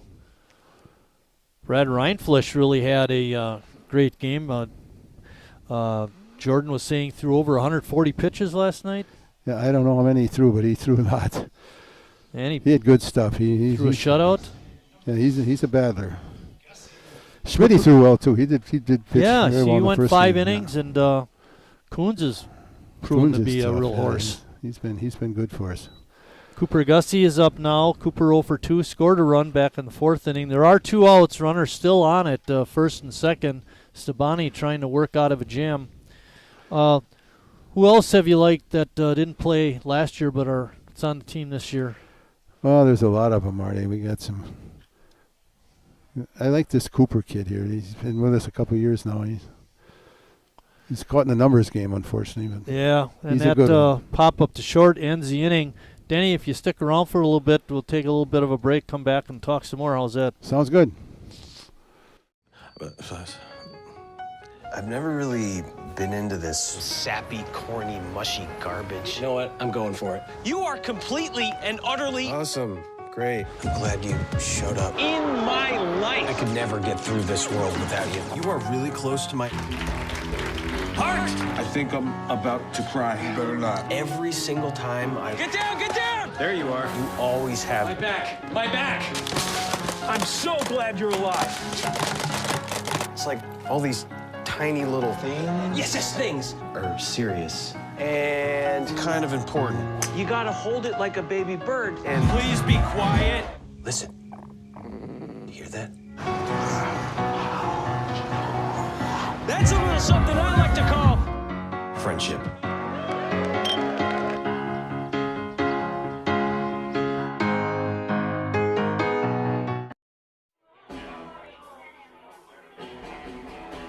All right, guys, we got teriyaki, honey barbecue, and mild. Enjoy.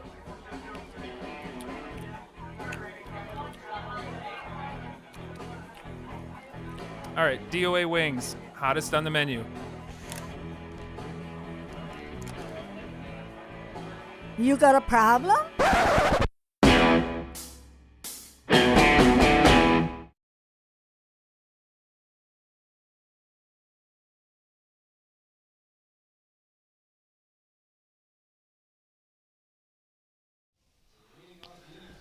Leading off the 6th inning is Ridge Guyette. So, Denny, we were talking about who are some of the players you like this year that weren't on the team last year, and our discussion off air came into some of the guys that were injured. Palmquist hasn't played in a while. Do you expect him back this year? Yeah, he should be back. He should be back in a couple of days. He might play this weekend, in fact. And then there was We got also these three Marion kids are all good players. Actually, all four of them. Davis, the pitcher here now. there's a line drive base hit to left. Davis still on the hill for Sheboygan. Brady Zach Grisson. I really feel bad for him. He was really hitting the ball, playing well, good outfielder, good base runner, did everything well. And he gets a game-winning hit, and they celebrate, and they break his foot, step on his foot. Jumping around, and one of the kids landed on his foot and broke it. He won't be. He's out for the season. Yeah, it's too bad. Of all the ways to get hurt, you know. Right. But him and Gus Walker can play too. He was playing. He'd probably be playing left field now most of the time with Chris the new kid out Chris there. Casper's up for Manitowoc. Gus Walker, is he injured too, or No, he's all right. He's from Marion. He's a good runner. Okay, that's what it was. Yeah. Night off. Yeah. That's what I like that about Tim. You know, when they play non-conference games, you get some of his other guys in there, and get them some at bats. You never know when they're going to have to come in and play These anyway. guys, you know, they're there every night. They're chasing balls in batting practice. They're hitting. They're getting ready. And it's a fly ball out to left, coming in and making the catch is McClavic. McClavic's going to be determined to throw somebody out here. Yeah. He actually, I thought, had a pretty good chance before. He just his throw was wide and wound up costing us a base or two, but it didn't hurt us too much. Who else on the squad? I know we talked a little bit about Coons and what he did last night. He can throw. He's got a great arm. He's got good stuff. He brings it hard. He went to South Dakota State and played football for 3 years. Yeah, he's went out for baseball his senior year. Somebody says, "How come you went out for baseball?" He says, "Did you ever wake up after a football game?" There you go. That explains it. So but he's got a year left, and lacrosse he might be switching to lacrosse now. So their coach has been here a couple of times. Well, if you're gonna switch colleges, I couldn't think of a better one than lacrosse. Yeah. But I'm biased in that regard. Lacrosse guy, yeah, right. So the one thing, Nia Zhang, the digital intern, was working on a poster for the next poster giveaway, and he had the big three, Reinflesch, Schmitz, and Rekleitis. Yeah. Oh, there's a base hit. There's a good base hit by Wolfel. Oh, and jeez. Chugging all the way to third and into second goes Gaeta all the way to third, and going into second is Wolfel. I didn't see what happened. Is that a double? No, it was a base hit. He went to second on the throw. Should have thrown the ball to second base. Okay, well, a couple of singles. Manitowoc brings the tying run to the plate in Dan Schmitz. Schmitz did double earlier in the ball game and drove in a run. But anyway, those three guys are... those three Marion kids are good. Coons is going to help us a lot.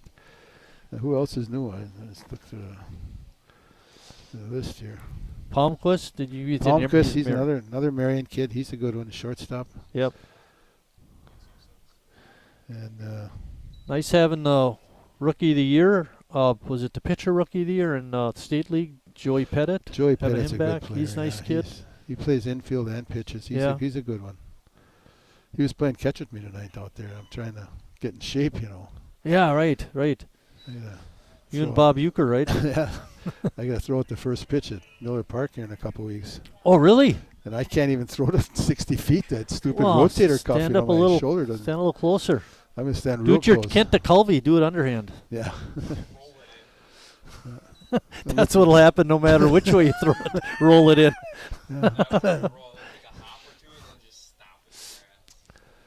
I'll make believe I did it on purpose, you know.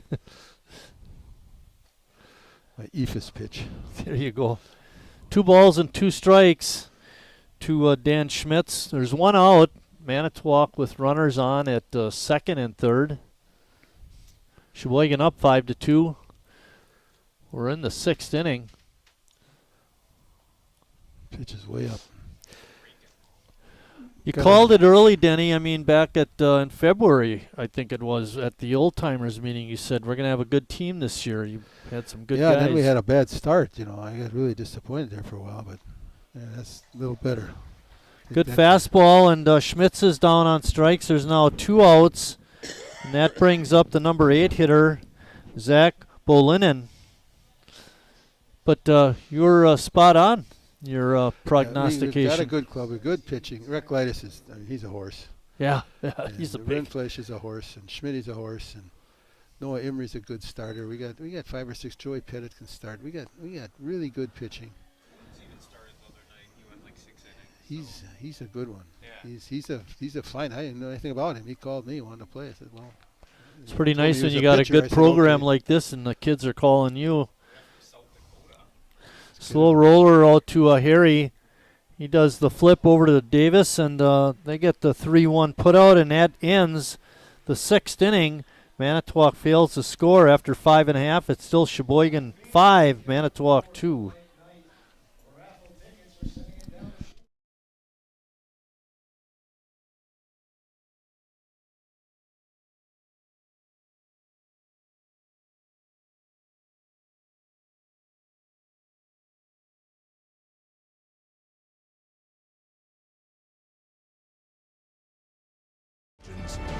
It's time to take summer by the coolers. Wingism number 1, the Flavor Saver.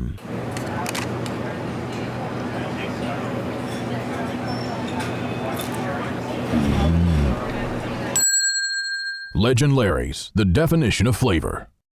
Wingism number 2, the Joker. Then her dad walked in. Dude, we're done eating. Use a napkin. Are you serious? Yeah. Are you serious? Yeah, I'm serious. Why so serious? Legend Larry's, the definition of flavor.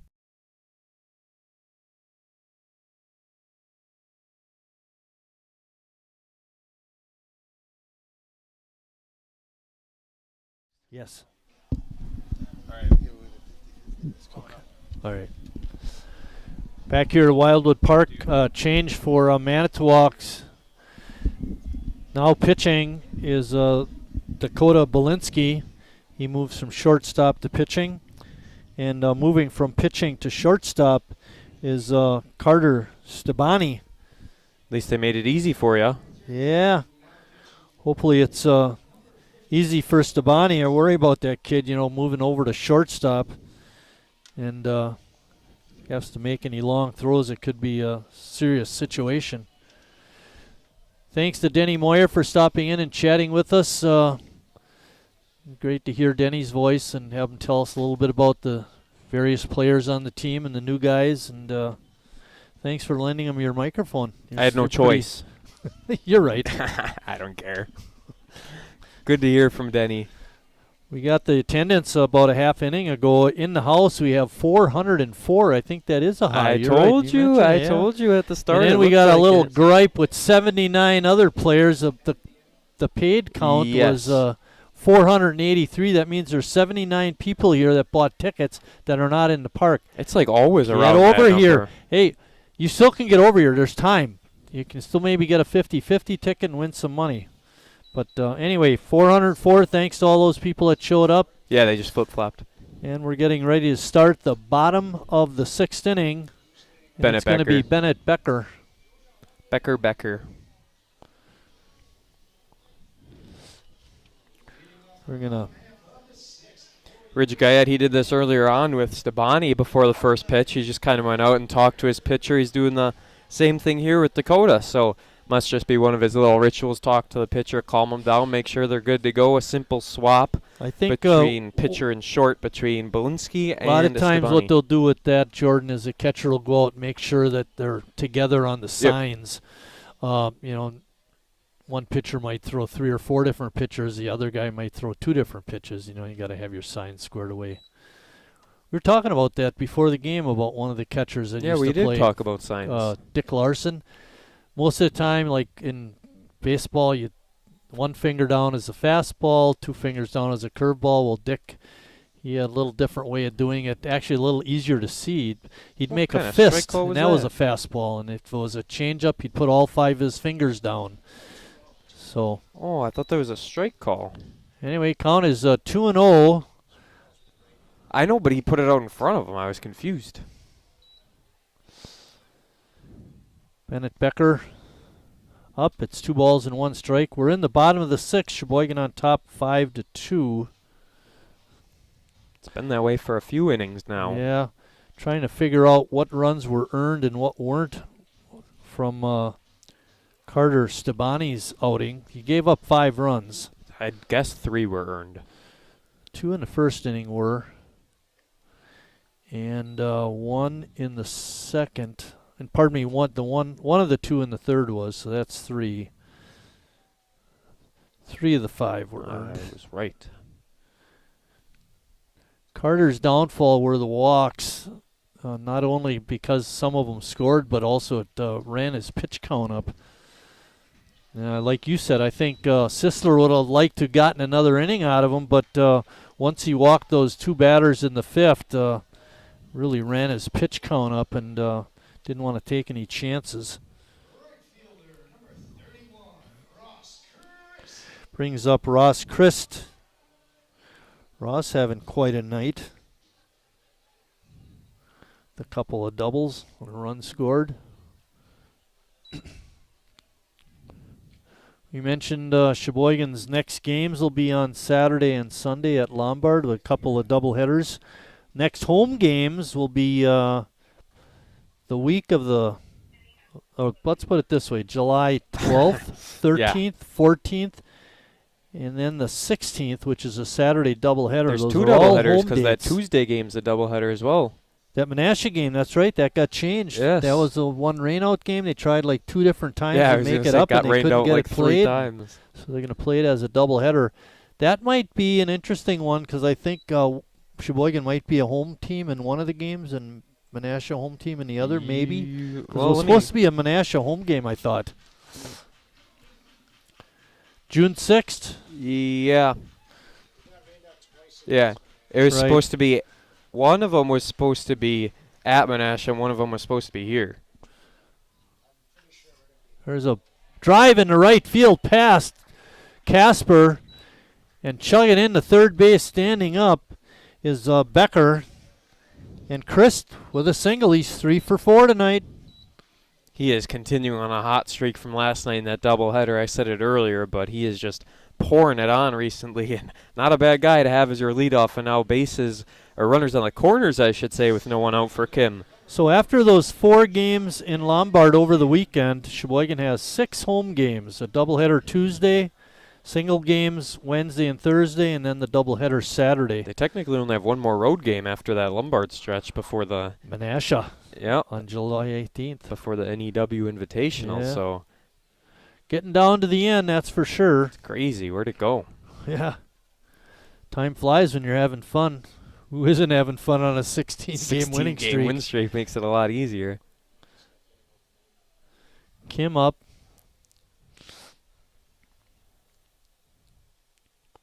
Chris taking off. Slides in. And he's out stealing. That was risky because remember the last time Ridge tried to throw it, it went out into center field. And this time the Bandits make a good throw. Runner holds up at third and they get a big first out. 1-1. Oh, I don't have anything up there. Kim still up there with a 1-1 count. There is 1 out. Becker taking a big lead at third. Guyette looks him back. Infield is back for Manitowoc. They can't hardly afford to give Sheboygan any more runs. Simple ground ball on the infield should score Becker at third. Hudson's rocking the Bud Light shades. There's a drive yeah, into foul he just took him territory. off, but he had him on. Coming over, making the nice catch. Becker tagging No, he stopped. at third, and now he's going to go back. Guyette fakes the throw. So Kim fouls out to the first baseman, Casper. And now with 2 outs, it leaves it up to Harry Stelt. Not a bad idea to try and send the runner from third. It was kind of just one of those test it, see how the throw is. It was a decent throw. It wasn't too great at the end of the day, but if that one would have got past, it would have been an easy run to score. Very nice catch by Casper, running away from the infield, back to the infield, made the catch, and then was able to turn around and keep Becker at third. Harry takes that first pitch for a strike. Harry 1 for 2 tonight. Means that 400 average is up a little bit.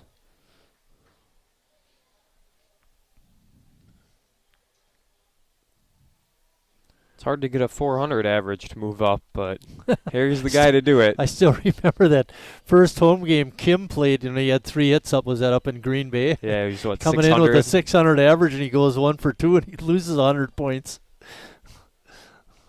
or so.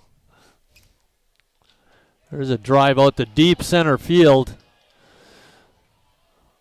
And not making the catch was the center fielder, Schmitz. He nonchalantly drifted back, and finally it was too late, and winds up. I don't know if that's a hit or an error, guys. I called it a hit. It's Harry. It's Harry. Because it didn't go off his glove or anything. He just it didn't. Okay. No, he just completely misread it, and it went over his head. All right. Give Harry a double and an RBI, and Sheboygan another run as Becker scores from third. It's now 6-2. Jacob Neese is next. Jacob was could be worse. Struck out in the first, tripled and drove in a run and scored a run in the third. Walked in the fifth, and now he's up again here in the sixth. Belinsky throwing strikes. It's not all his fault. That especially wasn't that double. Yeah. If Schmitz turns and runs after it, he's got to play on it. I don't know if originally he thought it was going to be gone and he was just kind of slowly moving back, and then all of a sudden late he realized, uh-oh, it's over my head. Yeah. Jacob got a good rip at that, but fouled it back. He's had a few good cracks tonight, but he's a little bit ahead of him. Jacob had that long drive right down the left field line. It went foul, but over the fence. And Jimmy had his really long drive down the right field line. Twice. But foul out of over the fence. Ball, the wind is not blowing anymore. Flag is just limp out there in center field. At the beginning of the game, we mentioned how it was blowing very hard out to center. Speaking of Jimmy, he's waiting on deck.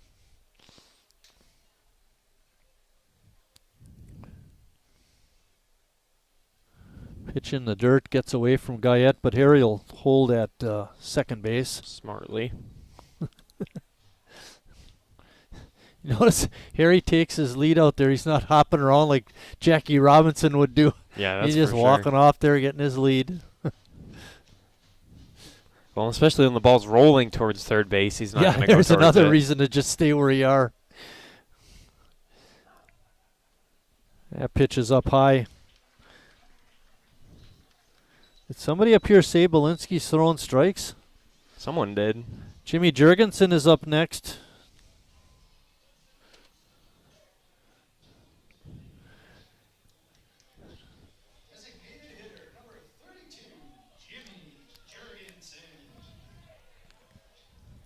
How about a 3-run bomb for Jimmy? Yeah, wouldn't that look sweet? Really extend the lead out there. Pitches behind Jurgensen.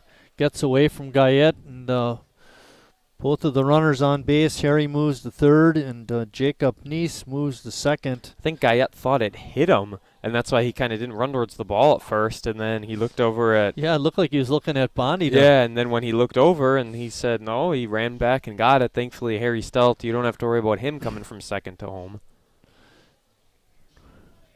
But now makes it a lot easier for 2 RBIs. Yeah, great opportunity here for Jimmy. Cole McClavic had that 2 RBI shot with 2 outs early in the ball game. He's looking for another 2 RBI crack with 2 outs. Belinsky having trouble finding the strike zone now. It's 2-0. He's walked 2 batters in the inning and given up a couple hits. There are 2 outs.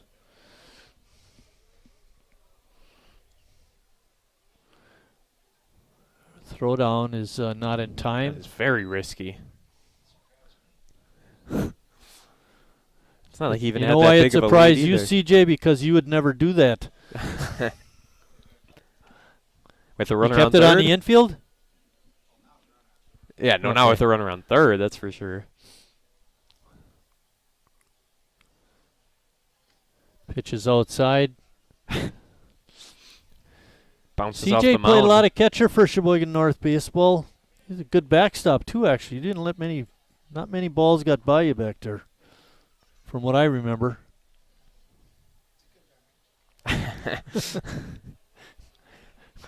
Someone's mind. It's a and good memory. CJ's not paying my salary either. Another walk. Oh my goodness. Yeah, he's throwing strikes.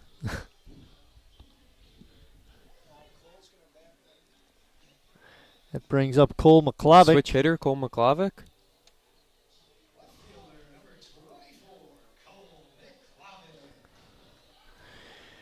Oh boy, here we go. Harry's on at third. We got Nice at second. And now Jimmy's over at first. That ball in the dirt. Good stop by Guyette, keeping the runners from moving up. It's about 3 times he's thrown it at the feet now in the last 5 or so pitches. Seems like every at bat for Cole is he's very close to getting hit by a pitch.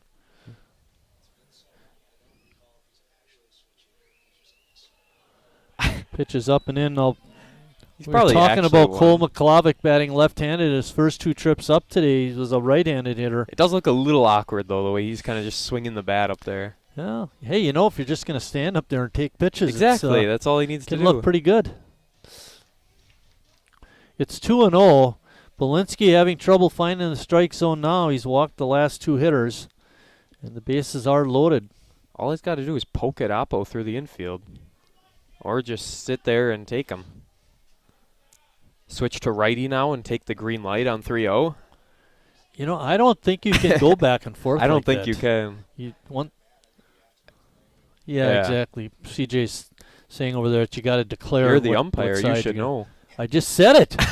You said what he said. Well, I knew that. I'm just. Yeah, you I said that. I don't think. I'm saying that because the people can't hear you. Okay, they have to come to the park to hear you. They ought to come to the park so they can hear you.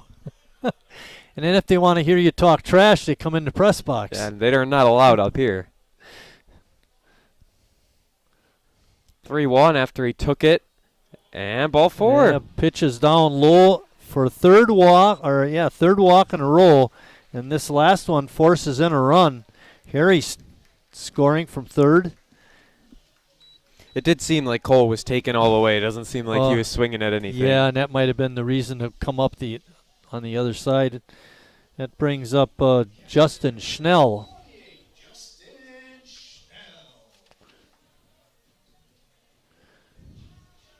Schnell playing in his 21st game of the season. Has a .258 batting average. Guyette with another great stop. You talk about a pitcher's best friend, they usually say is a double play. In this case, it's a Ridge Guyette.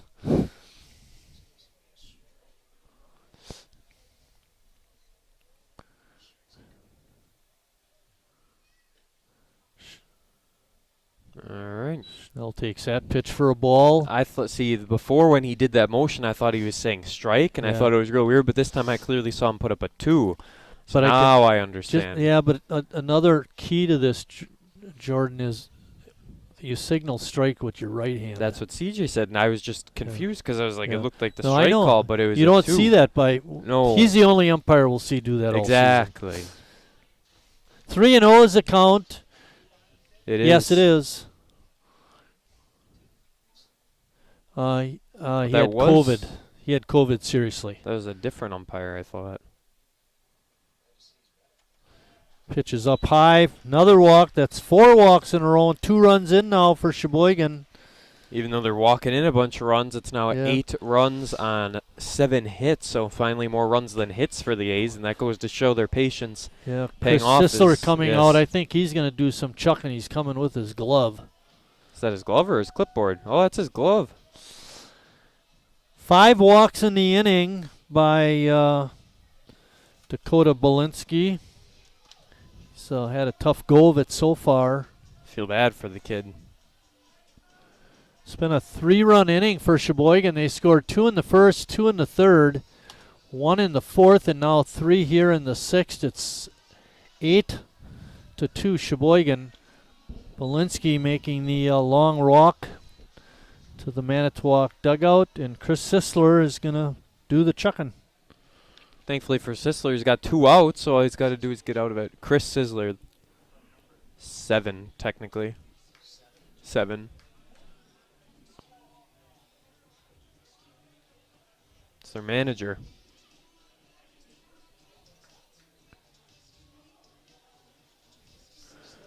Cisler. Yeah.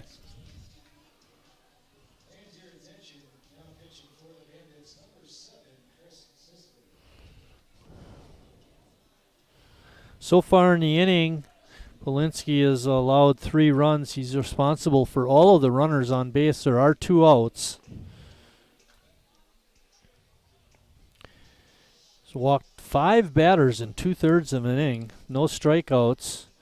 And has allowed 2 hits. Tough outing for Dakota.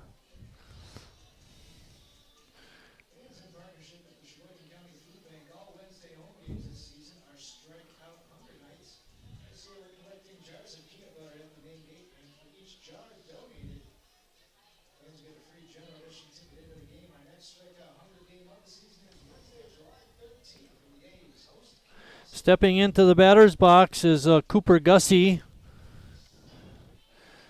Denny was mentioning he likes Cooper. It's about his 2nd or 3rd year with the club.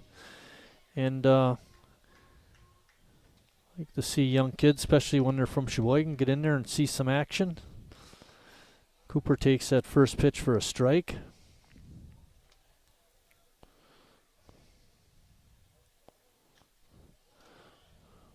Got a pitch to hit, but again, ahead of it. That's been a problem for the A's so far tonight. They're getting good pitches, swinging, making contact, but they're way out in front. Sometimes that happens when the pitching is slow. Oh, yeah. 0-2 to Gussie. And there's a looping line drive out into center field. That'll score 2 runs. And nice base hit by Cooper Gussie to drive in a couple.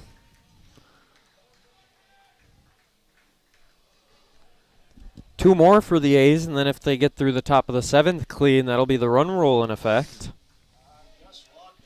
Gus Walker coming up there to hit is. No longer for an off Ross night. Christ.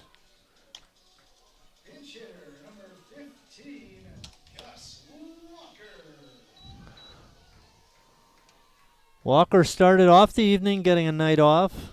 Oh boy, trying to go to 3rd. Oh, thought he the got runner him. is safe.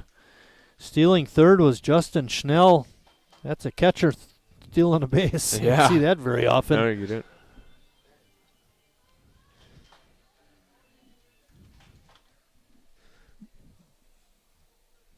Your pitch is down low. Yeah, Walker batting for Bennett Becker. And waiting on deck is Joey Pettit. So Sure you might enough. see Walker go to the outfield and Pettit go to short. We'll have a lot of moving parts. Glad I'm not the official scorebook. Yeah. It's really that softball style pitching that comes in at you nice and slow, and it's just a waiting game. Yeah, and Gussie did a good job of adjusting to that slow breaking ball for his 2-run single. Just missed as the count is full. See if Gussie runs from 1st to 2nd.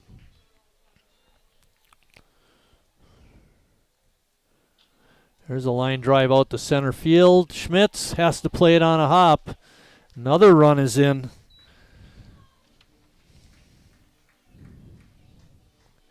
The A's have batted around in the inning. Yep, Pettit. Joey Pettit coming in to pinch hit for Ross Christ.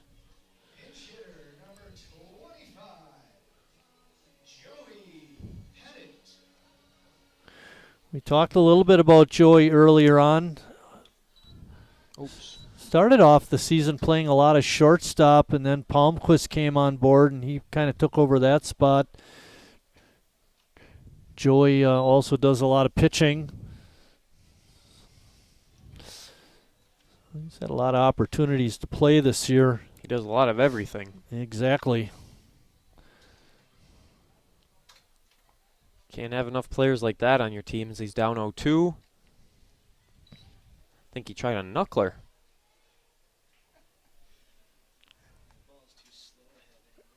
It's true. Not enough wind. Need Yeah, a little that's more wind for that completely knuckleball died now, to bounce around a little bit.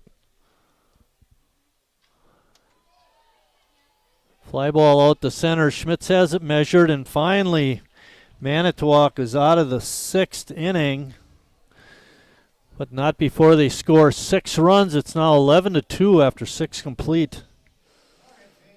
Free pickup you can. Just order ahead in the Meijer app.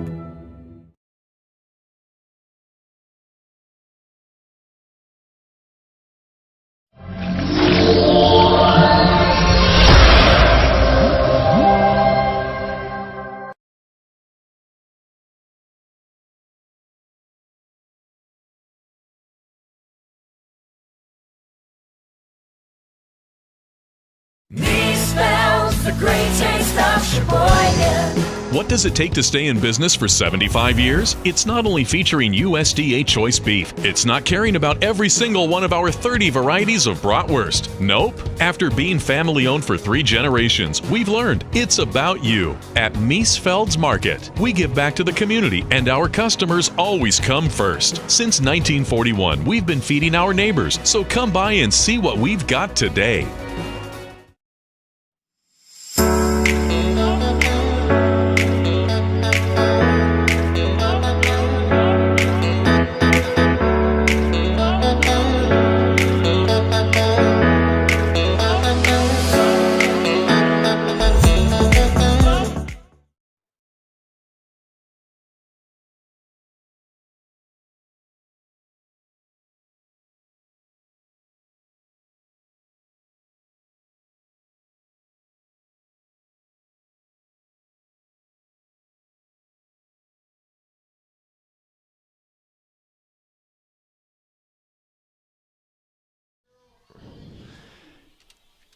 Davis Wilson is on the mound now for Sheboygan, warming up. Dylan Davis, in his 2 innings, gave up 3 hits, no runs, no walks, and did have 3 strikeouts.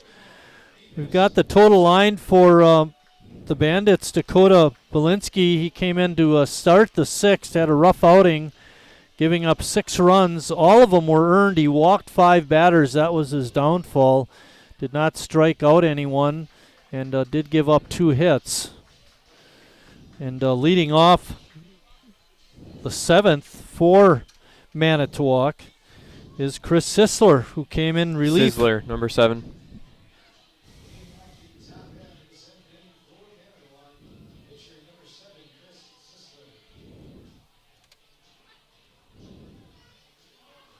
Manitowoc came up here with 9 players and a manager. Chris Sisler. Sometimes that's all you need in life. Wound up seeing action. Yeah, we said, all hands on deck, and that includes the manager tonight for Manitowoc. That's how it's going to be. It looks like Sheboygan should get their 17th win in a row. Where did that miss?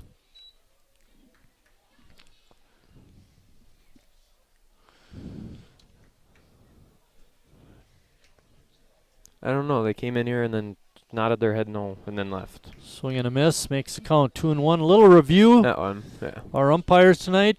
Keith Bondi behind the plate. Brian Ulness on the bases. Temperatures in the 70s yet. I think it's at 71 the last time I looked. Our trivia question was who won the first ball? Who was the winning pitcher in the A's history?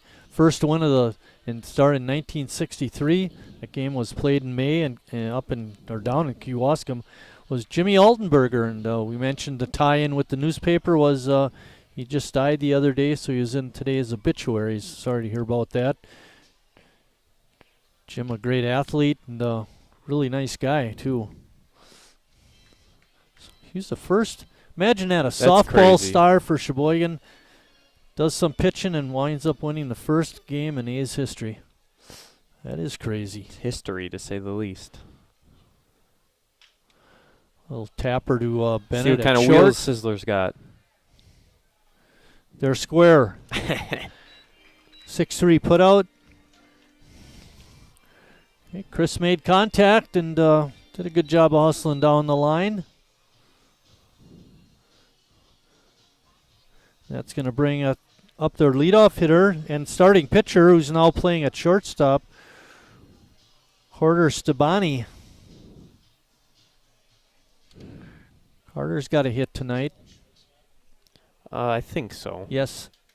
Because I think they just pulled Dakota. They just flip-flopped the shortstop and the pitcher when they made that change last half inning. Yeah, he was pitcher, then he went to short. I know. Davis Wilson in for Sheboygan. He actually led the ball club in appearances last season. I believe he had 11 appearances in 2021. Making his 7th appearance this year. Pitched 27 innings. Got an ERA of 4.0. He's got a 2-1 record. The last time we saw Davis pitch, he had probably the worst outing of his career. He really had struggled, and I think I made the comment, he had a tough night. That was my career. But he looks pretty good here so far tonight. He's got the first batter he faced, and got a no-ball, 1-strike count against Stabani. He had ankle surgery in the offseason, so he's getting back out there ready to go. That might be part of the problem. You're right. That's a nice slow start.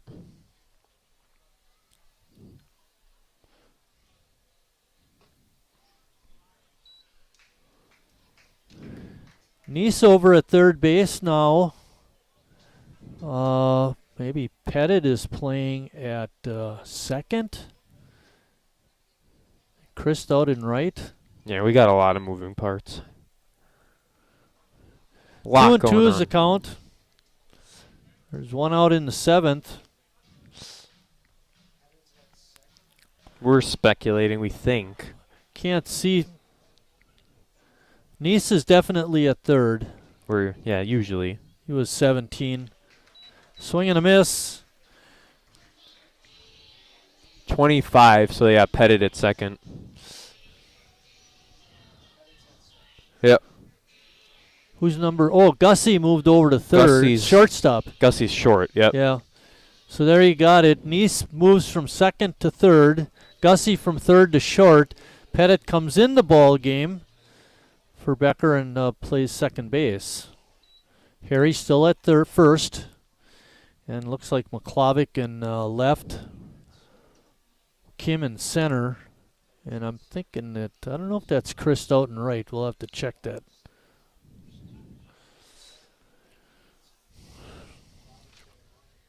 We believe so, yep.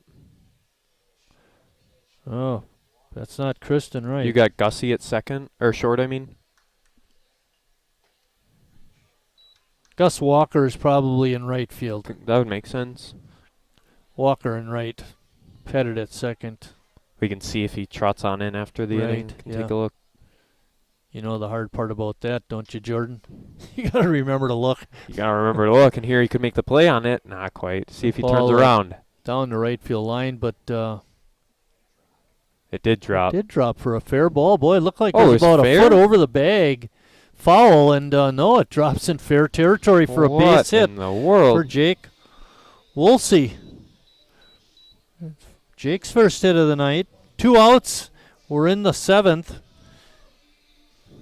Shad Hintz is up. Yeah, I'm pretty sure it said 15 when he was walking back. So that'd be Walker in right. Harry coming over, reaching into the dugout. But, you know who that might be? It's Harry. 15. It's Harry. Yeah, I was thinking 39. It might have been Jacoby. No. But it's a number 1, 19. You can tell by the hair. That too.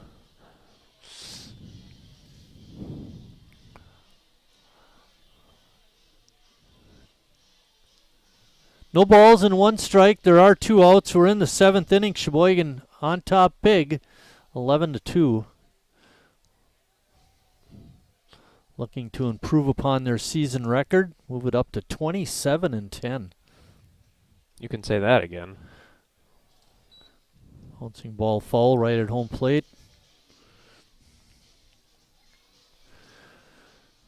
Mentioned we had 404 people in the ballpark tonight. Great crowd. Our 50-50 giveaway tonight was $434. I think that was our high for this year so far.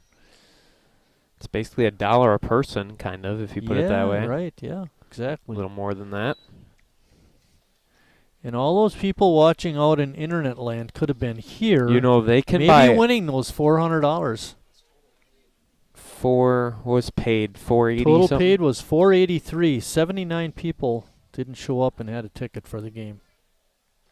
You are able to buy tickets online now ahead of time for games. They open that back up. Yeah, and you know I'm not saying it's cheaper, but it's a better deal. You get in the ballpark a little bit quicker. Yes. We've been having some long lines, huge prior line to get game in tonight. time, and if you get that ticket online, you get to come in a little bit quicker. You don't have to stand in line quite Make as sure much. you come more than 5 minutes before the game Walker as well. comes in and makes that catch, and that's out number 3. Sheboygan coming up in the 7th with a 11-2 lead, looking for win number 17 in a row. February into March and April. Same way through. Every single second, every minute, every hour. All the whole year through. It is intense right here. Monday, Tuesday, Wednesday, Thursday. Friday, Saturday, Sunday, Monday, Tuesday, Wednesday, Thursday, Friday, Saturday, and Sunday. That's a lot of lemons. Well, you know what they say when life gives you lemons. We know the saying, Mark. New Bud Light Seltzer Lemonade, packed with lemonade flavor after a lemon of a year. Wingism number 3, the Peter Heater. Oh, so hot. Oh, so hot!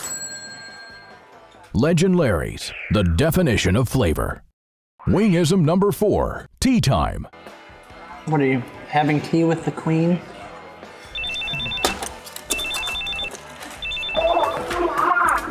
Hello. Nice. Legend Larry's, the definition of flavor. All right. Back here at Wildwood Park, getting ready to start the bottom of the 7th inning. Chris Sisler warming up. Slow, and slower for Chris. Wait until he throws you the slow one. Sheboygan will send up Jonathan Kim to lead off the inning.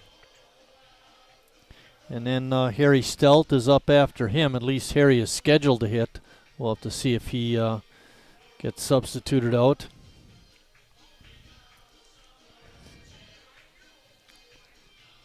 Roll the barrel. Jonathan Kim tonight is 0 for 2 with a couple of walks.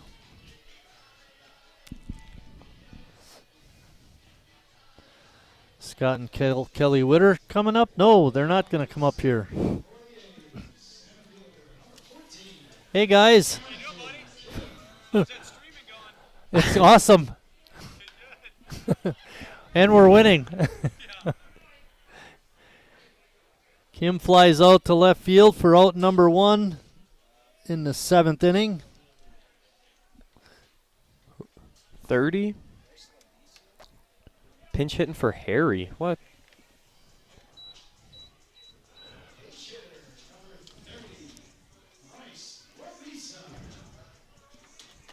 Bryce Lavisa coming in to pinch hit. Bryce doesn't bat very often. I was going to say, I got his numbers. Take a guess at how many career ABs. This is his third season. I don't know what his career is, but he's got 1 game played this year. Take a guess, career at-bats. I'll say 6. 1. 2020, 1 at-bat. There's a bouncing ball past the second baseman out into right field, a base hit. Give him a hit indeed. Another pitcher that can hit. Probably the most famous of the good hitters for hitting pitchers for Sheboygan is Brad Reinflush. For sure. Brad at the top of the list with a .429 batting average. What does he lead the team in ERA and batting average? Yeah, wouldn't that be something? Jacob takes that first pitch for a strike.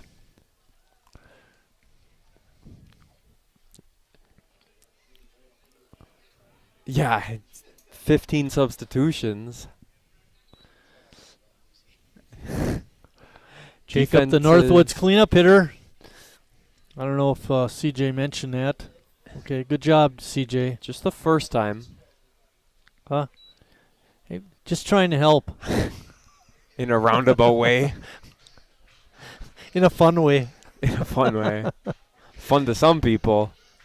Oh, we're a big happy family up here. Ooh. That pitch looked pretty nice. Looked good to me. Yeah, Chris Sisler thought it was a good pitch. In the video games, that's what I like, those high heaters. That pitch is in there for a strike. 3-2 now is the count. Nice has watched Lavisa 2 good on pitches at first. go by. I'm sorry. He's watched 2 good pitches go by. Yeah. Pitch way outside for a ball. Lavisa advances the second. Now, if Bryce Lavisa scores, that would make it 12-2, and the 10-run rule would be in effect, and then it'd be, in a sense, a walk-off win, I guess. We got Mac Doherty now hitting number 10. Mac Doherty, another pitcher. This is his first career at bat. Mac batting for Jimmy Jurgensen. It's like an all-star game where we just keep getting new people every time. It's a mystery. You never know who's going to be hitting next. You know what? If I threw on a jersey and walked in the dugout, hey, you, come in and bat. They could use ya. You know what I'd do? I'd go up to the plate, get like and I'd just stand there. And just be still? Go for a walk. I think he'd strike you out. So some of those tantalizing slow pitches would be pretty hard They'd not be to tempting, swing. exactly. You'd swing out of your shoes. Taking an awful long time here. 0-2 pitches in the dirt. Doherty showing a good eye. Can confirm we do have 24 up next. Mac, this is his 7th game that he's appeared in. He hasn't had an at-bat till right here, and he takes strike 3. That was a great pitch.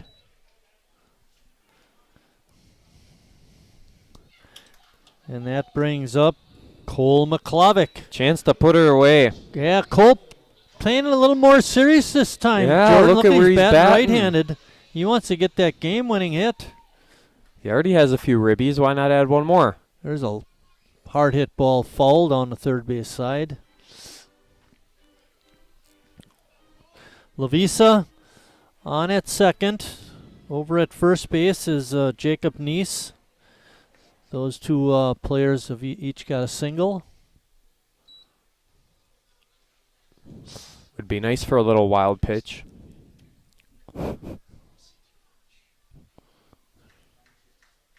It is 9:55.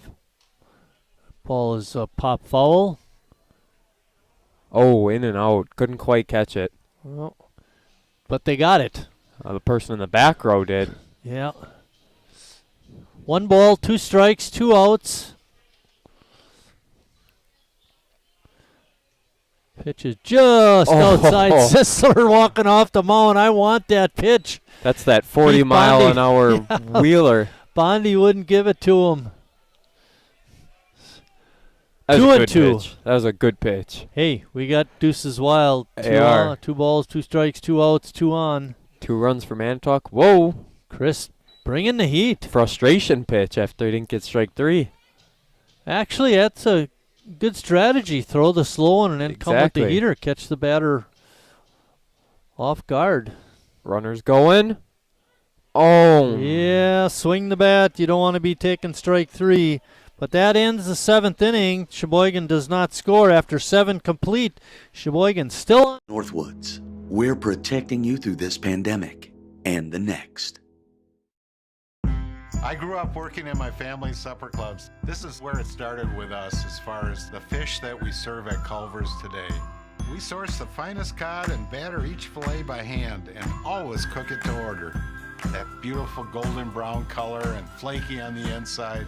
The fish fry is a Midwest tradition. It's about families coming together. I love bringing this tradition to guests everywhere. Mom and Dad would be proud. Welcome to Delicious. Last year's financial year, Sometimes you need to get out. The great outdoors. Free pickup's easy. Just order ahead in the Meijer app.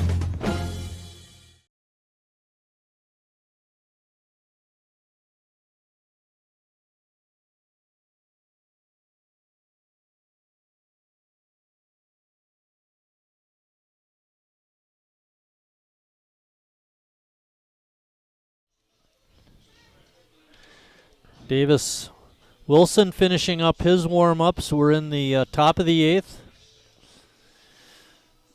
Sisler doing a good job coming in the 6th inning.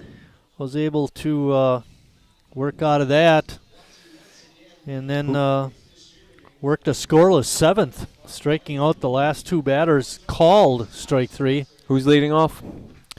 Leading off for Manitowoc is going to be Ridge Guyette, their catcher. Ridge Guyette's leading off.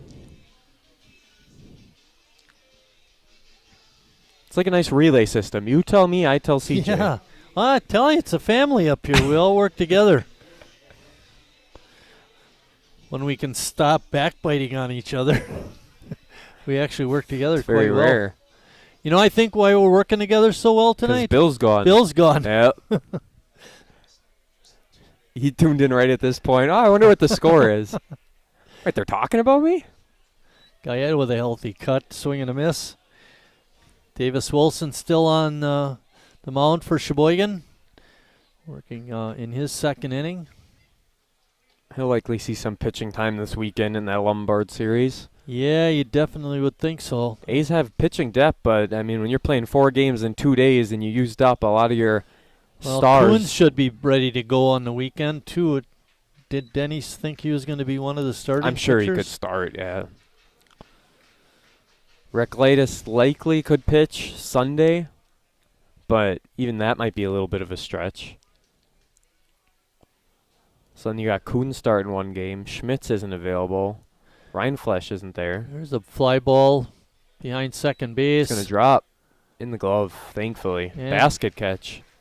Making a catch. I think that was Joey Pettit on that nice catch. Looked like it was a drop between the 3 players coming together, but Pettit got out there and made the nice one-handed catch out in short right field.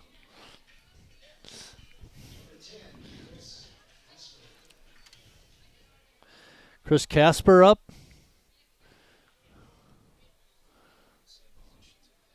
One of the famous Caspers from the Manitowoc area. Bouncing ball. Good range showing there. And the 4-3 putout for yes. Bryce Lavisa, we mentioned that, is playing first base now.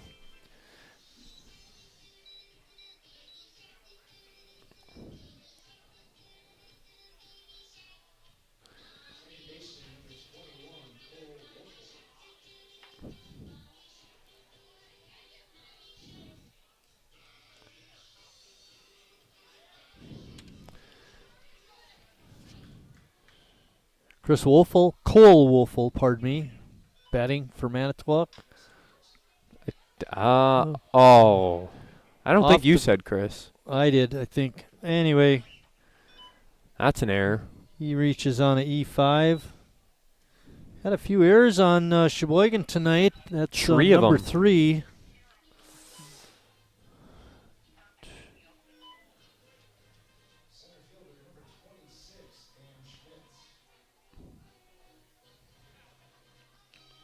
This is a similar situation in the Green Bay game on Tuesday night. The A's had it was a 9-run lead, I'm pretty sure. And then Green Bay scored, made it an 8-run lead, and at the end of the day ended up playing all 9. That was 11-3 that game, and here we are in an 11-2 ball game. I remember I came in later, just sat back there behind you guys. Yeah, how long were you back there before we noticed? A good inning and a half, or not that long. We had almost no almost idea. A full inning. But we anyway, had no idea. Anyway, what I was going to say is you were particularly talking about, we're right there looking at a walk-off win. And then they score a couple runs, and now everybody was just deflated. Bill, CJ, yourself, it's like, Same thing in this game. Now You've got we'll never chances. get there. I made the comment in the Green Bay game, you've played 8 innings, might as well play 9. At this point, what does it matter? Yeah, well, anyway, Wilson on the hill, check swing, but it's a called strike. Dan Schmitz. Schmitz is 1 for 3 tonight. Had that RBI double back in the second. Hit that one real hard out to left field.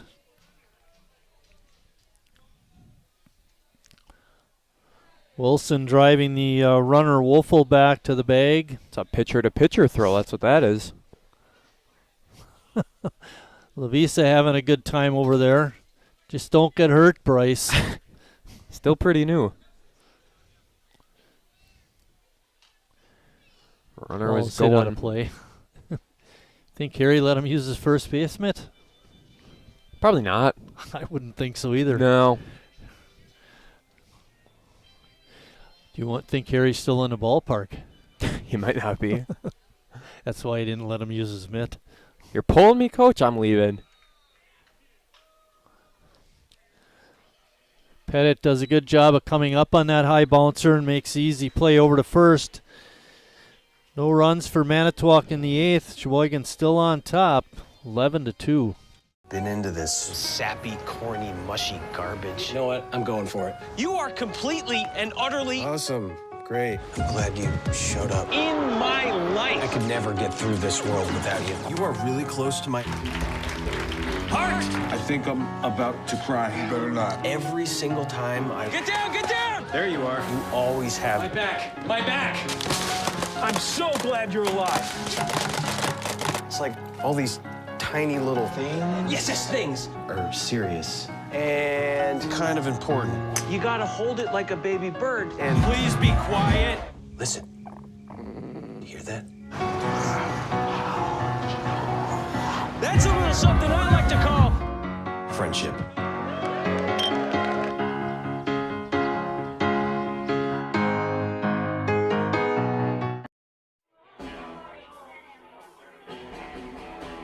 All right, guys, we got teriyaki, honey barbecue, and mild. Enjoy.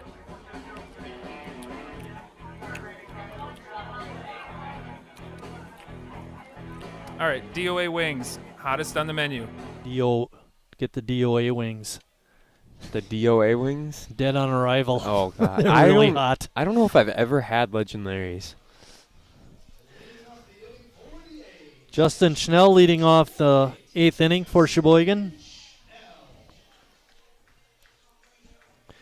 If Sheboygan can score a run in this half inning, that'll end the ball game. Sisler back on the hill. He's Manitowoc's manager. Had to come in effectiveness from the relief pitcher, and Chris has done a good job. Now, if I'm an ace hitter, I'm swinging at basically everything, and they continue to watch pitches. Like that you don't swing at. Well, that's a little inside. That'd be kind of a tough one. You get one over the plate where you can exactly hammer it. It's technically a sinker, but it's just a fastball that's that slow. Almost hit him. Up the middle. Shortstop makes the play. One out here in the 8th. Stabani moving from pitcher to shortstop makes that play.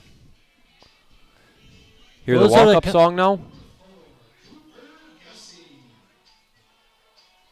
Some nice country for you. Not too bad. Not too bad? Not too bad. It's better than that other walk-up song.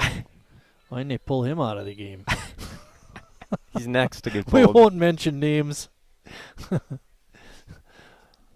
If you're a regular viewer of our broadcast, you know who we're talking about. All personal preference at the end of the day. Good guy, bad walk-up song. Nice catch made by Guyette behind home plate on that foul pop-up by Cooper Gussie. I guess if you aren't going to walk it off, at least make it a quick bottom half of the 8th, and that's what they're doing. Yeah, there you go. So as we're going to play 8, might as well play that 9th. That's what I'm saying. Top half of the 9th. Imagine they score 9 runs and we see a bottom half. Oh, that would be bad. All it takes is one, and Scissor's been shutting them down. Hey, CJ, what's the largest lead we saw lost? I can remember about 8 runs where the other team came back from an 8-run deficit.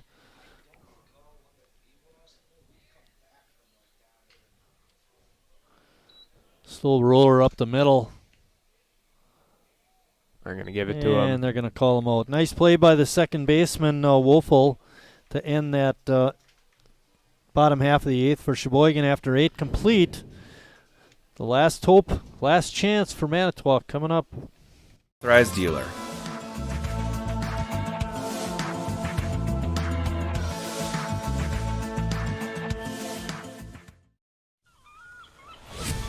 When a Bud Light legend comes back, they do it carrying a squeaky beach chair, an inflatable dolphin, and a cooler full of perfectly chilled Bud Lights on hot sand, wearing only one flip-flop.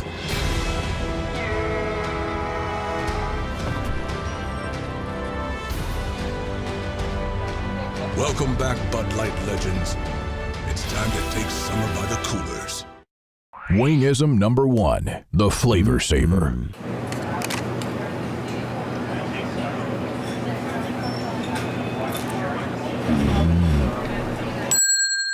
Legend Larry's, the definition of flavor.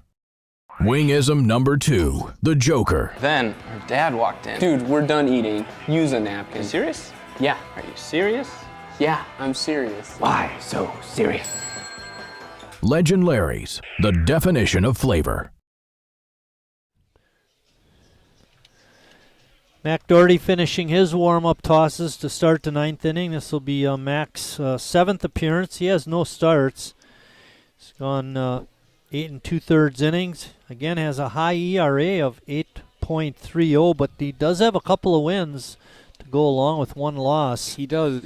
I think the inflated ERAs. He had a bad game earlier in the year where he gave up 5 or 6, right. and That's that'll do it. Usually for you. what happens with a lot of these guys. For Davis Wilson, he went 2 innings, gave up 1 hit, no runs, no walks, had 1 strikeout. Nice outing for him. Dylan Davis, we mentioned, had a nice outing. I'm not sure, if the score stays like this and we wind up winning the game, our 17th win in a row, if they would credit Dawson Selvosky with the win. In official scoring, you have to pitch 5 innings in a 9-inning game to get credit with the win. We saw early in the year where I think it was Eric Schmitz went a 4-inning and they gave him the win. So we don't know how they're going to do it. But let's get the 3 outs here and then we will worry about it. Bolinen leading off the 9th inning. Mac's first pitch is a ball. There goes the immaculate inning I was thinking about in my head. Oh, 3 pitches, 3 outs? Yep. Had that once in Little League when I was umping. Ooh, that's pretty sweet. There was a brand new pitcher came in a ball game. Scorched that one foul, and it was the 3rd batter, and it was the 8th pitch. It was the 2nd pitch. It was probably a ball, but I was just so used to saying strike, it just came out, and I said strike. The kid looked back at me, and I was like, it just came out. I was so used to saying strike at that point. But he ended up getting 9 pitches, 3 strikeouts. It's a slow roller. Pettit racing in. One-hand pickup, fires to first for the out. I was going to say, when you're doing Little League umping like that, Jordan, your goal should be nobody walks. Nobody walks, yeah. Just keep calling strikes. Strike! Way up high over the kid's head. Strike! Chris Sisler coming in, going to get his 2nd at-bat of the ball game, grounded to short. His last time up. Did a great job in relief. A lot better than anyone here would have thought, that's for sure.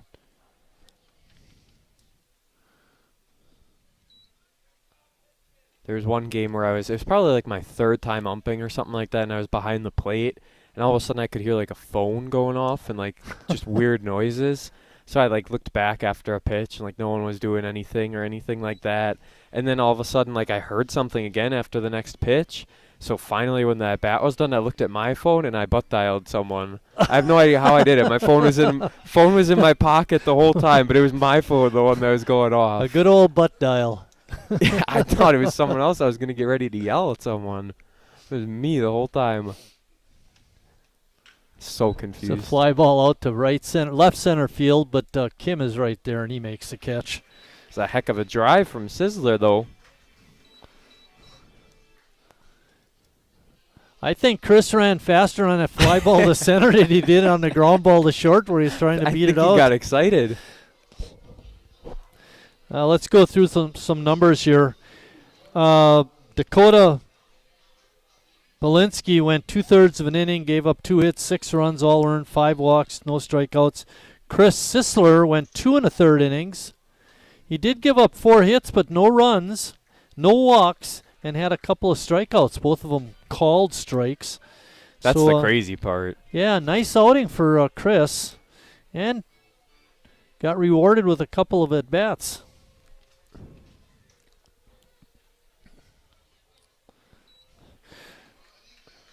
Final strike. Mac Doherty trying to finish this out for Sheboygan. Look at, he's moving quick too. It's taken Stabani an awful long time, but Mac's been ready to go for a minute. Now he's going to call time to throw him off. Mac has not moved in 15 seconds.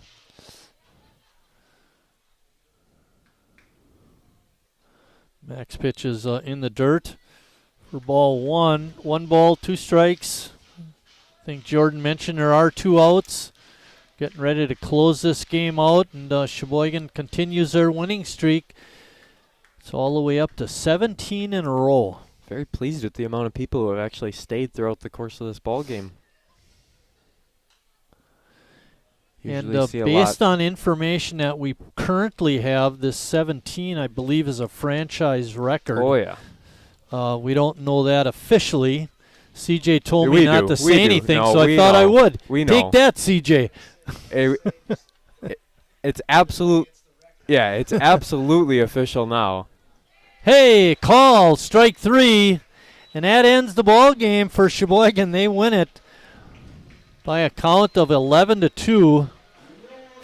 Jordan, a couple of comments before we wrap this up. Big time win here for the A's. They couldn't get it done via the run rule, but putting up 11 runs. They only put up 6 runs in 2 games yesterday, but if you count Tuesday and Thursday, they put up 22 runs. So, I mean, setting the franchise record here, 17 consecutive wins, 17 games, over 500, going into the biggest weekend of the season this weekend against Lombard. Saturday and Sunday, 4 games in 2 days. I mean, hey, head down to Illinois if you want to see some good baseball, but we certainly won't be there. Yeah, see if they can extend that. Line score for tonight's ball game: Manitowoc 2 runs, 9 hits, and 3 errors. Sheboygan 11 runs, 10 hits, and 3 errors. The winning pitcher, we're going to go with what they're probably going to do in the dugout and give Dawson Selvosky, Sheboygan starter, the win. Losing pitcher is Carter Stabani. And again, Sheboygan has a franchise record, 17 wins in a row with their 11-2 win here tonight. Our next live stream broadcast will be Tuesday, July 12th, when the A's host the Menasha Max in a doubleheader. Those will be a 6:30 start, and those will be NEW League games. For Jordan, I'm Mike saying thanks for watching, everybody, and we'll see you down the road.